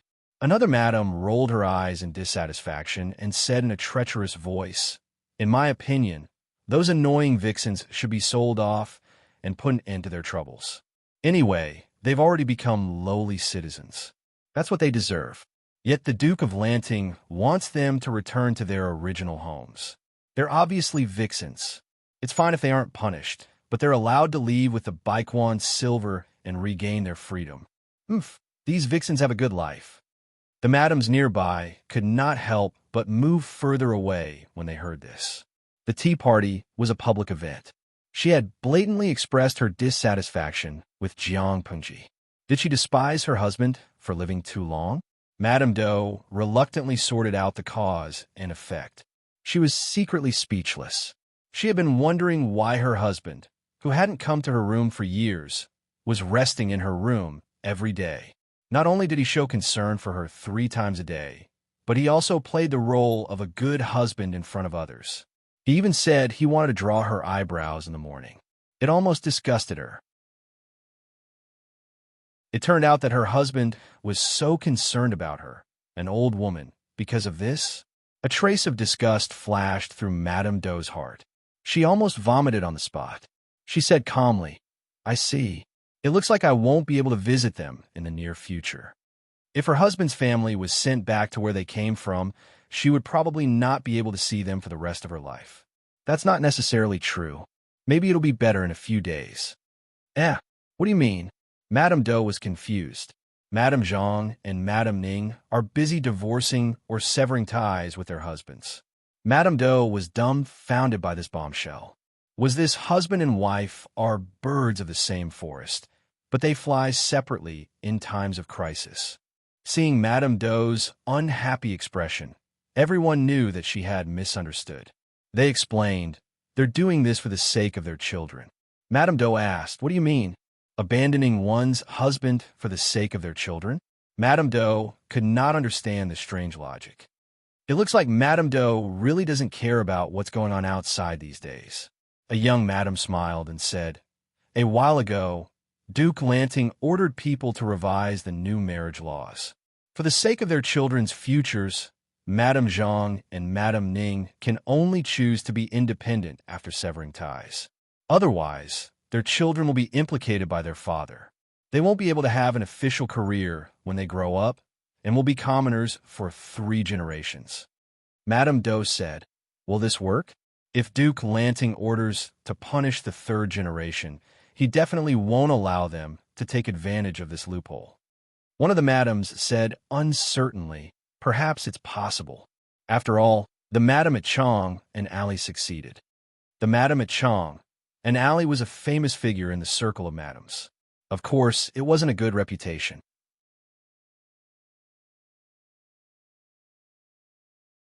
Chapter 1370. Unexpectedly, this incompetent woman had the guts to bring the new marriage law to the magistrate, claiming that she wanted to sever ties with her husband. Severance referred to the separation of husband and wife if one party fought, insulted, murdered, or raped the other party's relatives. This form of divorce favored the rights and interests of the husband's family. For example, if the wife had the intention to murder her husband, she could sever ties with him, but if the husband had the intention to murder his wife, it did not constitute a condition for severance. After Han Yu's amendment and Jiang Pengji's adjustment, the law was given a new meaning. If one party of husband and wife beat, murdered, attempted murder, or raped the other party's relatives, it would be considered as severing ties between husband and wife. If the husband stole his wife's dowry, beat his wife, insulted and beat his relatives to the point of disability, or took a concubine as his wife, the wife could also propose severance. The lady from Chong and Lane met the conditions for severance. After the severance, She fought for custody of her 2 children with the excuse that her husband was violent and cruel and had beaten her son until he was deaf. Although her husband's family was angry and ashamed, they thought that their children would not be implicated after the severance, so they swallowed their anger. Of course, if the new marriage law had not been announced at this time, the lady from Chong and Lane would have ended up like this. If she returned to her hometown with her husband's family, she would most likely be tortured to death, and her children would have no future. If she chose to sever ties with her husband and become independent, she would at least have a way out. When these ladies got married, most of them had a large dowry, which was enough for the 3 of them to live on for decades. After seeing her example, the wives of the criminals clamored to divorce or sever ties with their husbands. They all wanted to take advantage of this loophole. There was no hope for their husbands in this life, but there was hope for their children. He didn't know if he could succeed in taking advantage of this loophole. Madame Doe heard all this and sighed. It's not easy for a woman to be independent. Someone laughed. Even if it's not easy, you have to live. No one has it easy in this world. Madame Doe looked at the person and found that it was a tall and beautiful woman who looked to be in her early 20s. But she was confused by the way she dressed. She was in her early 20s, but she still had her hair in a bun. Madame Doe did not know the identity of the person, so she responded with a smile. That makes sense. That person sat down on an empty seat beside Madame Doe. His eyes were filled with curiosity, as if he had never been to such a tea party before.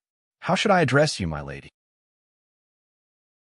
It turned out that the gossiping madam had gone to find another group.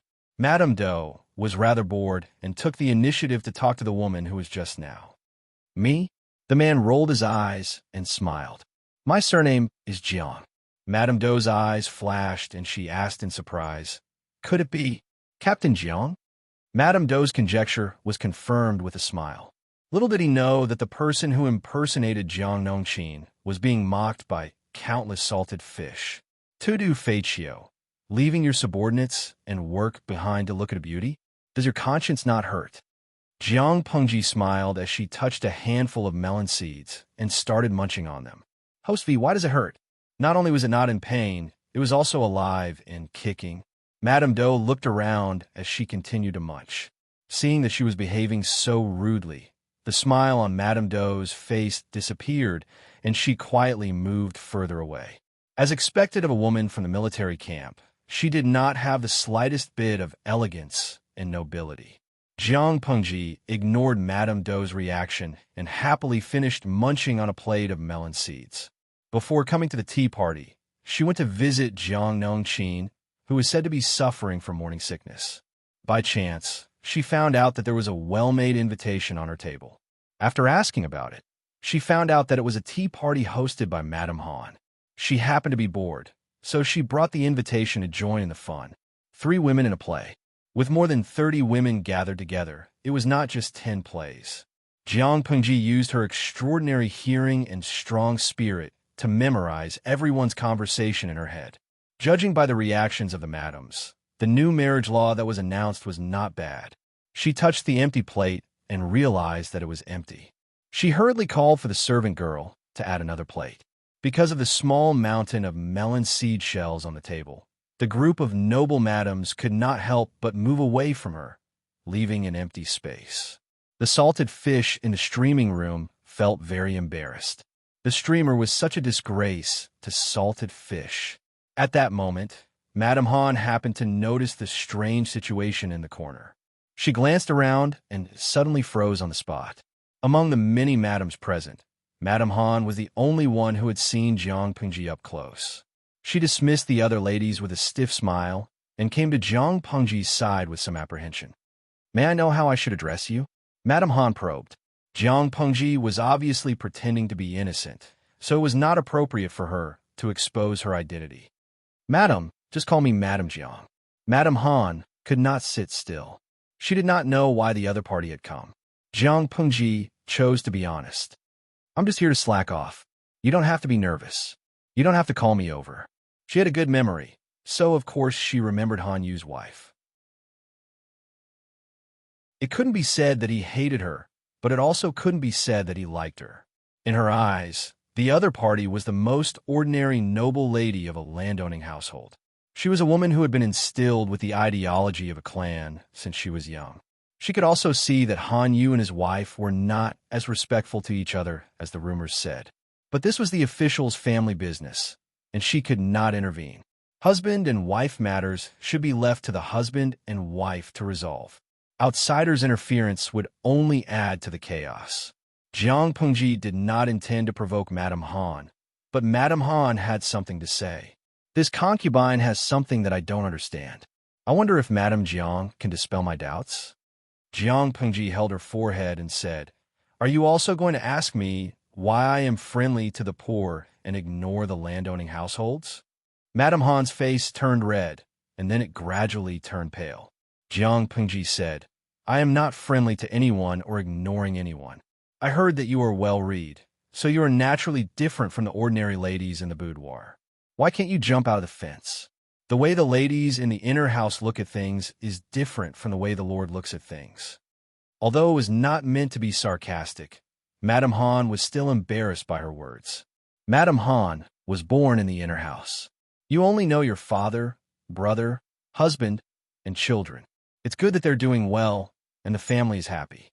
They're your backbone, but I am the backbone of millions of common people. Jiang Pengji said while eating melon seeds, "The landowning households and the common people are all officials to me. In my eyes, the only difference between them is that they are useful and useless. Use the useful ones and discard the useless ones." She had so few landowning households. Apart from herself, most of the reasons should be attributed to the landowning households. It was fine that the landowning households refused to work for her, but now they blamed her for colluding with the poor. What a robber's logic. Having said that, let's say a few more words. I heard that you have a close relationship with your maiden family. Madame Han looked unhappy. Yes, so what?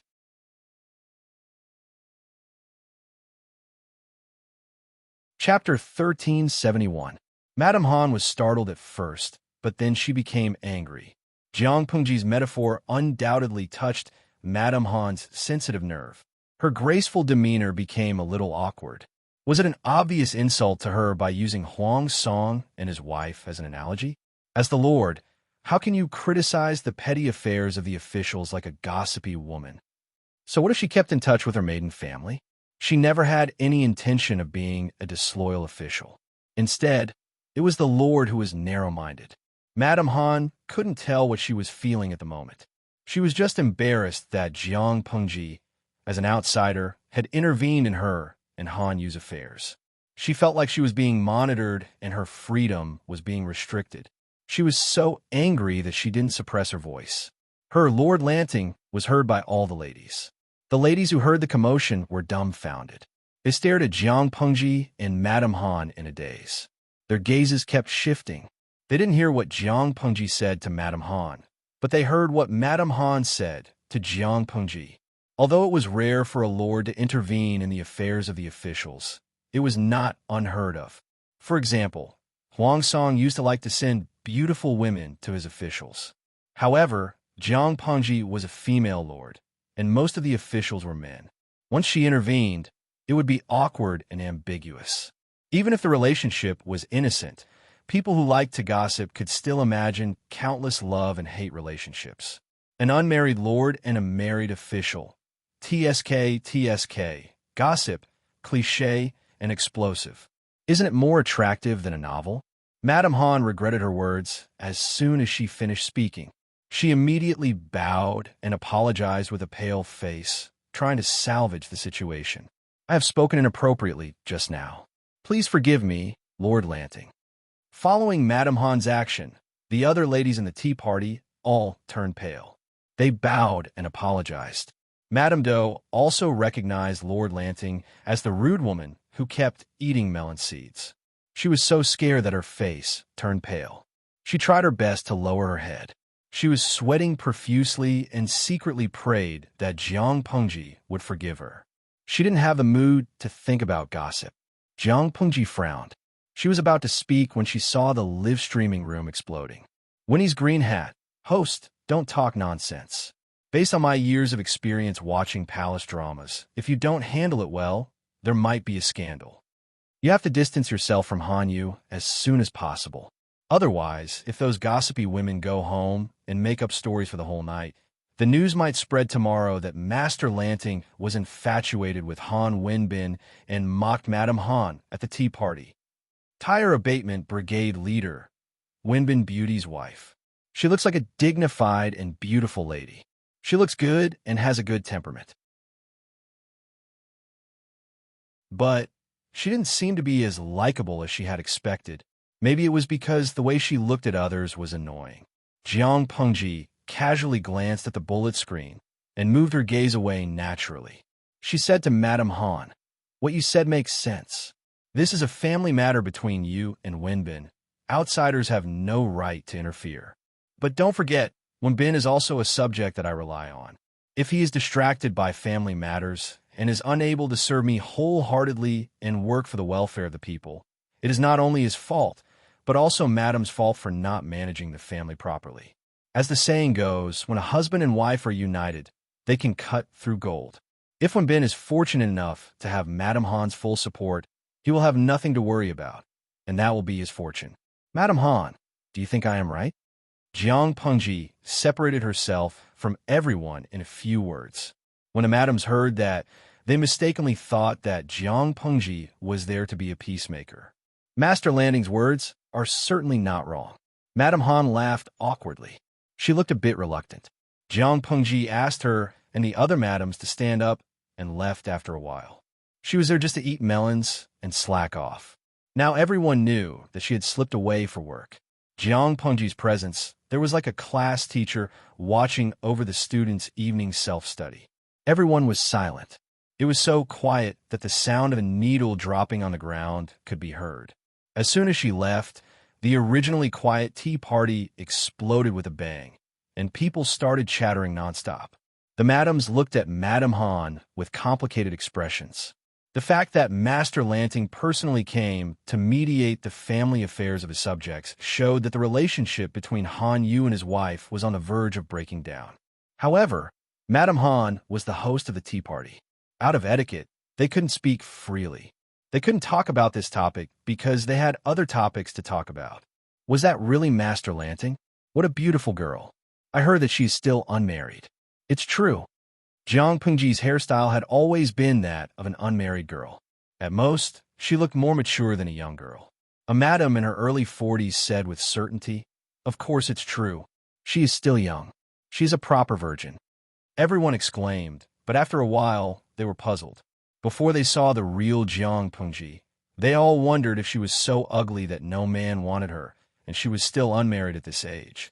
Now that they saw the real Jiang Pengji in person, her appearance and temperament were extraordinary. Not to mention men, even ordinary women would fall in love with her. Why was she still single with such a good appearance? Jiang Pengji expected that she would become the topic of discussion among the madams, but she didn't expect that it would become the fuse of Han Yu and his wife's quarrel. As the tea party ended, the madams went home. The news of Jiang Pengji's sudden appearance at the tea party also spread. Han Yu hurried back home after a long journey. When he heard the news, he immediately went home. Madame Han was sitting in the main hall. The outline of her profile was flickering in the dim candlelight. The crackling of the candlelight could be heard from time to time.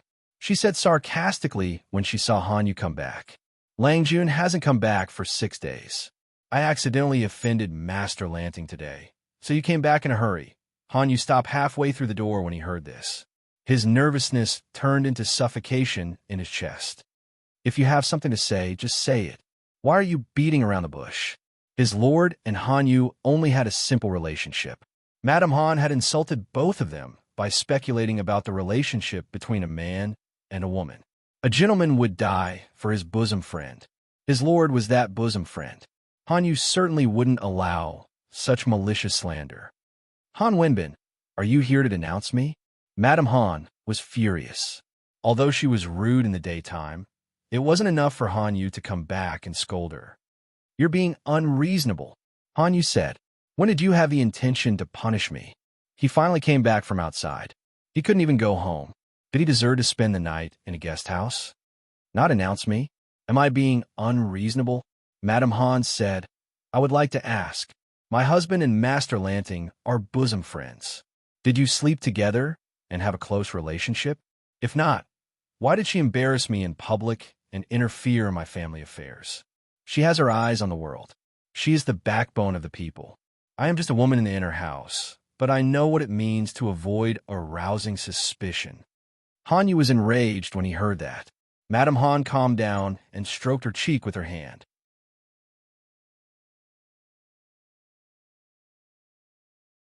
Chapter 1372. First, he sent his son to the Golden Scale Academy from the family school, despite her objection, and let his son and daughter go with him. He was good to his son and daughter, but he was unfair to her ruiner. How could a concubine's son and daughter have such good fortune? Madame Han couldn't help but say these words. Her face was full of hatred and jealousy. Han Yu said, Since you have a grudge against me, why did you get yourself into trouble that year? After he got married, he handed over the 2 maidservants who had served him to her and told her to settle them down. He gave them a generous sum of money to remarry. It was obvious that she refused his proposal and even made them his concubines after his eldest son, Han Run, was born. If Madame Han hadn't asked someone to stop the concubine's soup, the concubine's son and daughter wouldn't have been born. Men are fickle since ancient times.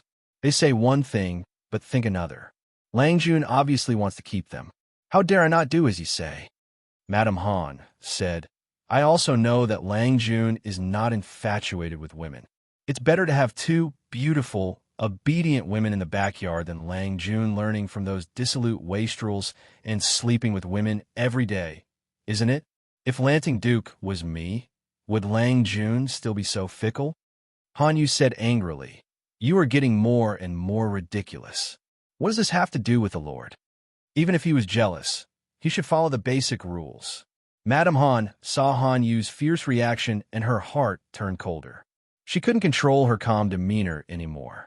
Han Wenbin, you bastard. That night was destined to be a sleepless one for the Han family. Han Run prepared for the next day and reviewed the key points during the day. He was about to fall asleep when he heard hurried footsteps. Lang Jun, something bad happened. Master and Madam are fighting. Han Run was yawning tiredly. When he heard this, he almost choked, and his drowsiness disappeared. What? Han Run exclaimed in shock. Who's fighting with who? The housekeeper said, Master and Madam are fighting. Han Run opened his eyes wide in shock. He really couldn't associate his gentle wife and his dignified mother with fighting. Why couldn't they just quarrel? Why do they have to fight? Han Run regained his composure after a long while. He hurried all the way to the main courtyard. Before he could even get close to the main gate, he heard a series of clanking sounds. He could still vaguely hear his mother's strange and sharp argument. Han Run was very anxious, but he didn't dare to push open the main gate. His mother was an extremely proud and strong-willed person. She would rather die than let others laugh at her, even if it was her son. Just as he was feeling anxious, the front door suddenly opened. Han Run saw his father's clothes in disarray, his hair disheveled. There were a few bloodstains on his cheek, and his eyes were black and blue. He cut a sorry figure. Han Run was just about to speak, but his voice was stuck in his throat. No matter how hard he tried, he could not spit it out. Han Yu looked down at his son and said, Go in and persuade your mother. I'm going to stay with your Uncle Wei for 2 days. Han Run nodded numbly as he watched his father's back gradually disappear. He heard his mother's cries grow louder. Han Run had seen his mother cry, but no matter how sad she had always maintained a dignified demeanor and had never been rude in front of others. But now, Han Run thought his father had lost control and hit his mother, but when he entered the room, he found that his mother's clothes and hair were a little messy, but there were no external injuries. Of course, Han Yu had never thought about fighting back. He had been chased and beaten the whole time. Mrs. Han said in a hoarse voice, Run. Han Run answered, Mother, your son is here. Mrs. Han hugged her son and sobbed loudly. On the other side, Han Yu changed into a clean set of clothes and told the housekeeper to warn the servants. Then he went to find Wei Si. Wei Si didn't expect Han Yu to visit him so late at night. He was scared by Han Yu's big face. "You," Han Yu said, "your sister-in-law scratched me." "Oh," Wei Si said with a smile. The grape trellis fell. Han Yu didn't want to argue with Wei Si's mischievous character, so he asked him directly. "A long time ago, Zixiao reminded me to be careful of my wife's family. I'm not sure if you can be more specific." Han Yu and Wei Si were not only brothers, but also classmates for more than 10 years. Of course, the two of them were very familiar with each other. Wei Si wouldn't have said that if he wasn't 100% sure. There must be some inside story here. Wenbin also knows that I have learned some skills from the outside world, and I can peep into the secrets of heaven by chance. Wei Si sighed and said, "I didn't dare to say it in detail before, for fear of offending the secrets of heaven. But now I don't. The Lord will ascend to the throne in the future, but Wenbin's wife's family is a burden." Han Yu was puzzled. Although my father-in-law is extreme, he is not someone who doesn't know how to adapt to the circumstances. He really didn't understand why Wei Si wanted to be a burden. Adapting to the circumstances doesn't mean that I'm not greedy. Wei Si said, "What if Wenbin's wife's family and other aristocratic families intend to overthrow the court and change the throne? To support a puppet emperor to ascend the throne, not only will my sister-in-law be involved, but Wenbin and his eldest son, Han Run, will also die here." For the officials, a wise and assertive emperor was not a good thing. Han Yu's face turned pale after hearing that, but he quickly figured out the key point. When the Lord ascends the throne, it is necessary to reorganize all the industries. The most important one is the salt and iron industry. "Wenbin, do you still remember how your sister-in-law's wife's family made a living?" Wei Si reminded him again. "If the Lord wants to take back the salt business, won't it affect the foundation of that family? Taking people's money was like killing their parents. How many aristocratic families would oppose the emperor's action?" Han Yu's wife's family was not the only aristocratic family that had tasted the sweetness of this industry.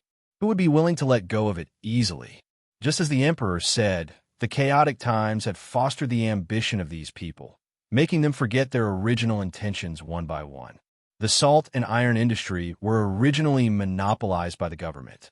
If the people were to smelt and boil the salt, they could accumulate millions of wealth in an instant and create a powerful force. However, there would be a huge gap in the country's taxes. When the crisis came, how could the country resist the risks and crises? Han Yu was sweating profusely after listening to just a few words. "Try to persuade my sister-in-law. If you can't persuade her, it's better for her to divorce. If she doesn't sever ties with her family, you won't be able to escape death. It was better to destroy 10 temples than to ruin a marriage." Wei Si didn't want to persuade Han Yu and Mrs. Han to divorce unless he had no other choice. Han Yu was struggling inside and asked Wei Si, "What you've said is every word true?" Wei Si nodded. Han Yu seemed to have lost all his strength. He looked a lot more dispirited. "When it's time to make a decision, it's not only for you, but also for the family." In his previous life, Han Yu's wife and eldest son were involved in the conspiracy to usurp the throne. Naturally, Han Yu couldn't escape. If the emperor wanted to protect Han Yu, she couldn't punish the others severely. She could only deal with them gently. In order not to put the emperor in a difficult position, Han Yu committed suicide by swallowing gold. He claimed to the public that he committed suicide to escape punishment. The huge Han family fell apart.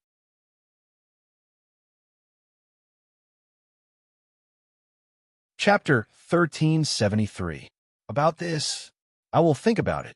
Han Yu, who is always clear and decisive, showed a rare look of confusion and struggle.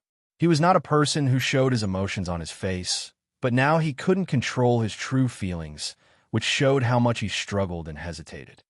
"Think about it again." Wei Si sighed and acquiesced. He didn't continue to pressure Han Yu. After all, it was only Han Yu's family business. As his junior, Wei Si couldn't interfere too much. He could only stop when necessary. Whether Han Yu's marriage was good or bad depended on whether they were fated to be together. You know a little about the Lord's temper. If she wants to do something, she won't be merciful. Wei Si revealed some information to Han Yu, hinting that Han Yu should hurry up if he wanted to do something so that he wouldn't be involved.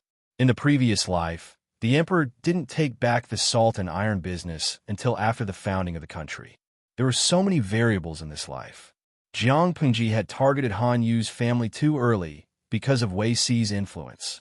It was fine if she didn't know, but now that she had found the salt and iron business, she wouldn't let a few gentry families monopolize it. Han Yu nodded with a pale face. He sounded a little worried. How are you going to explain to the Lord if you reveal this to me? Wei Si blinked his eyes in surprise.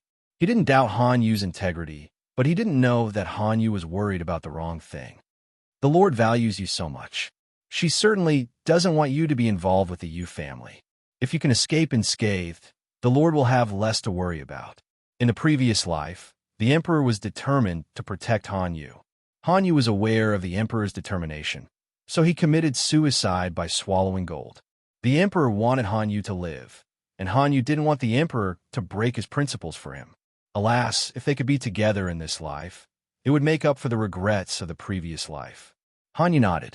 He successfully misunderstood that Wei Si said this to him because of Jiang Pengji's instructions. His depressed mood was a little warmer.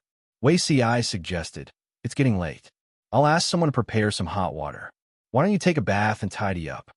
Although the candles in the room were not bright, the long bloodstains and bruises on Han Yu's face ruined the beauty of his whole face. Wei Si had never seen Han Yu in such a miserable state. He couldn't imagine that Mrs. Han would hit him out of anger.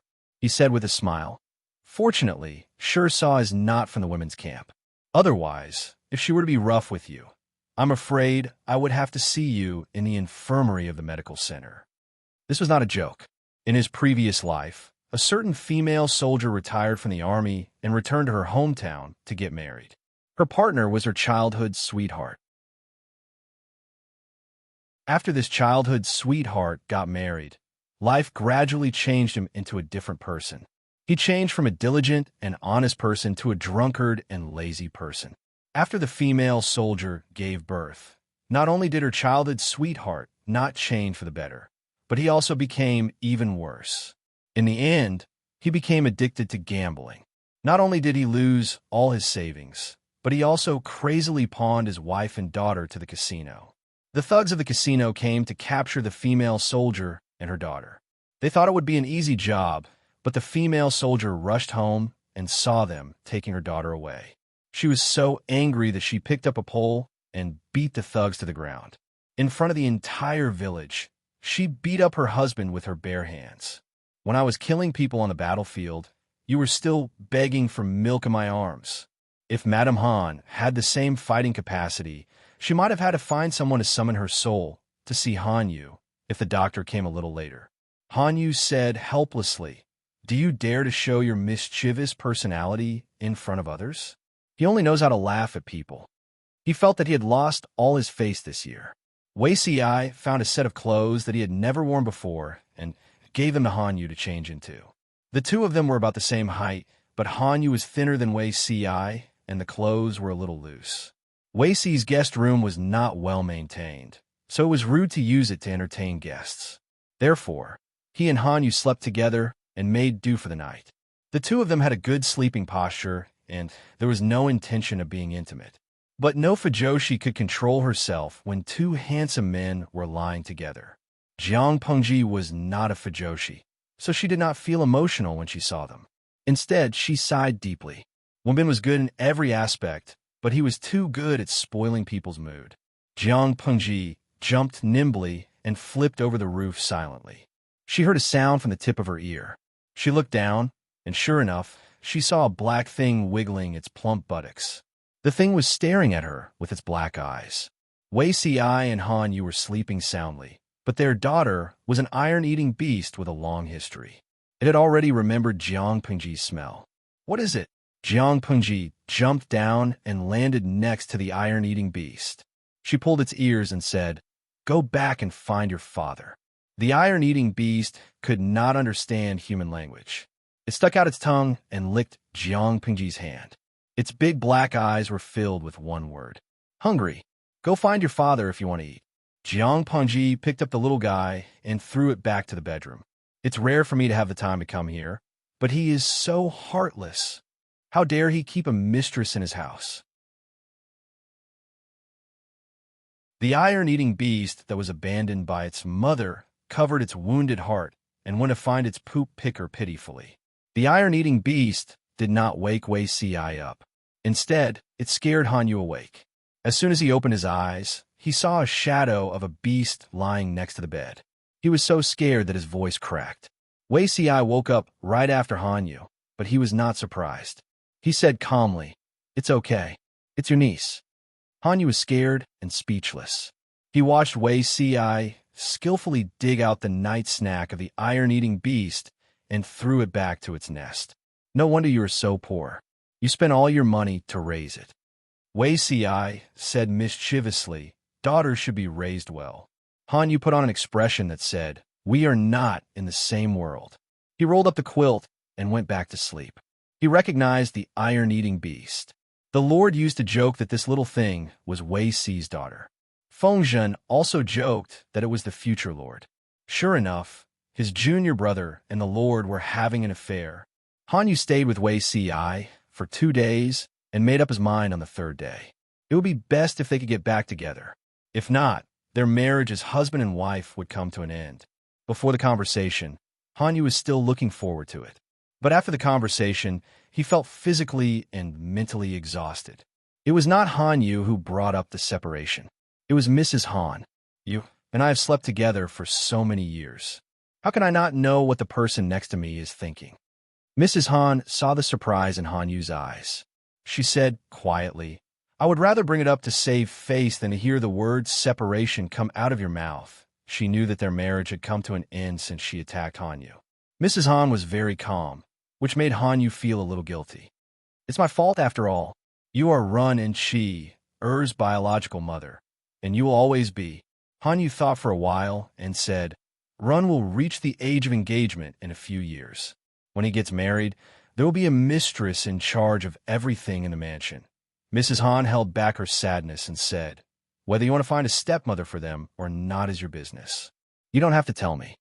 Hanyu lowered his eyes and prepared the 4 treasures of the study. He picked up the brush and wrote a letter to release his wife.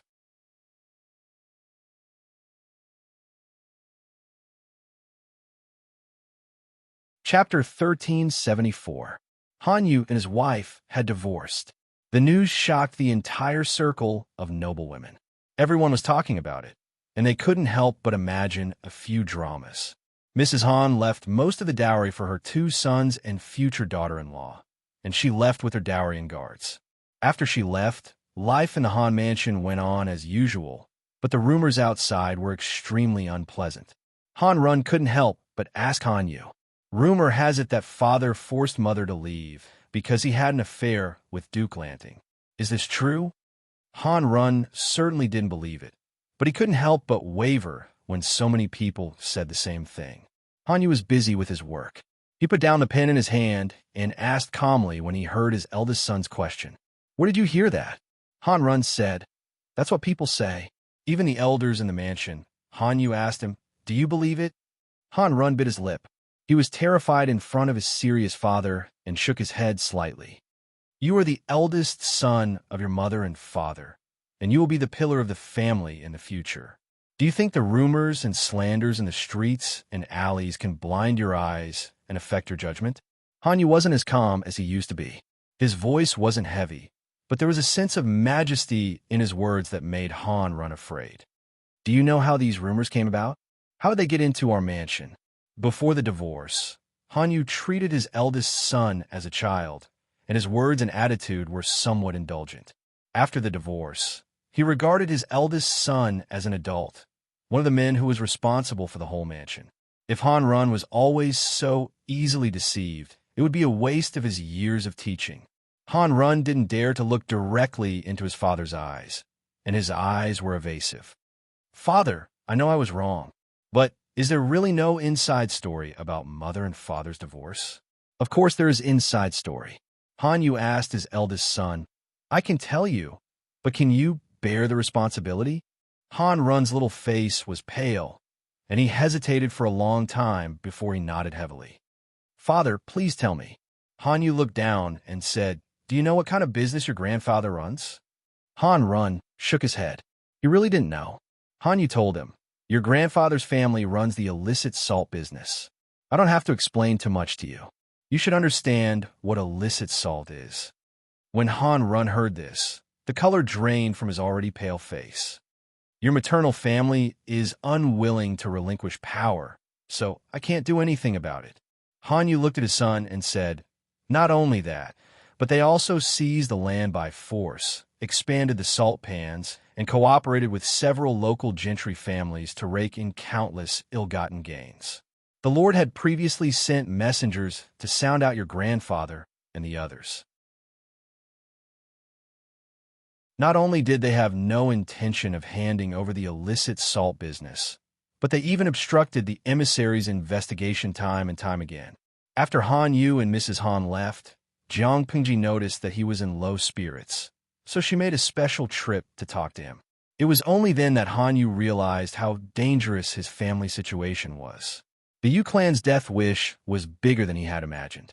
I was worried about you at first, but now that you've separated from your wife, I don't have to worry anymore. Jiang Pengji was a practical person. She had already noticed Han Yu's Yu clan when Wei Ci revealed to her the ending of Han Yu's previous life. After a year of in-depth investigation, Jiang Pengji had already thought of more than 10 ways to take advantage of the fat sheep. She had also secretly done some tricks. The reason why she hadn't really taken action was that she was afraid of Han Yu and didn't want to hurt the innocent. Now, she could finally sharpen her knife to take advantage of the situation. Han Run was still young, but he knew that salt was a highly profitable industry that concerned the people's livelihood. When the country was divided, his grandfather took advantage of the chaos to get involved in the salt business. Now that Dongqing was more or less stable, he still refused to let go. He was tired of living and wanted to hang himself. Han Run couldn't help but swallow his saliva. He finally realized the importance of the matter. What if the Lord of Lanting wants to take action against my grandfather's family? What about my mother? It was easy to imagine the situation of a woman who married and then divorced.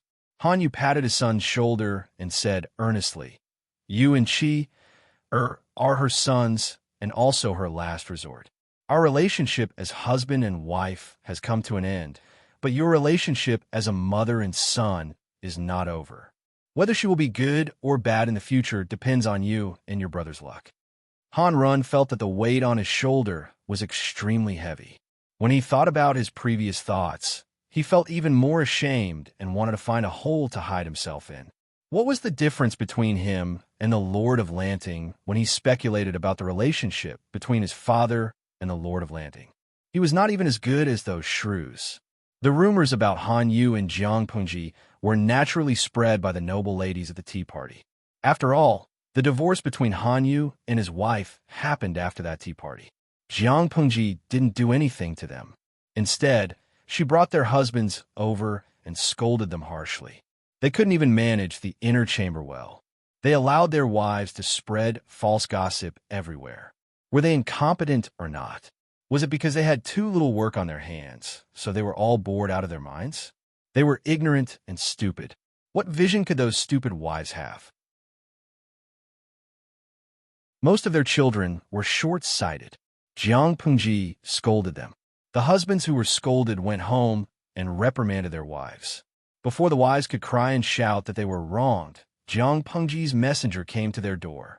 She organized a popular science class and required the wives to attend 2 classes every 7 days. Each class lasted half a day. After the class, they had to write their reflections. If they had the time to attend tea parties, eat melon seeds, and gossip, they might as well use it to enrich their brains that were stuffed with hay, to gain knowledge and broaden their horizons. For a while, the tea parties disappeared from Xiangyang district. The wives in Wanzhou and other places also reduced such activities. Jiang Pengji had completely forgotten her dark history of sneaking to tea parties to eat melon seeds while she was working. However, she was the Lord. Her subordinates didn't dare to remind her at the risk of being slapped. The slap from the wives was a caress. At most, the face would be swollen. The slap from a lord was an invitation from the king of hell. His head would fly to the sky. After a series of swift and decisive measures, the gossip disappeared without trace. Jiang Pengji snorted. She stroked the stiff fur of her daughter and said, "It's because she needs to be taught a lesson." Wei Si sighed softly. The frequency of the Lord's night raids had increased a lot recently. "How do you plan to deal with those families, my lord?" The salt pan still had to be taken back, but it was a profiteering business after all.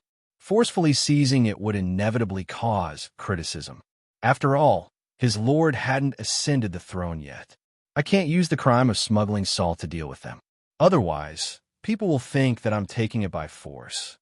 Jiang Pengji stroked her daughter's fur and fed it bamboo shoots.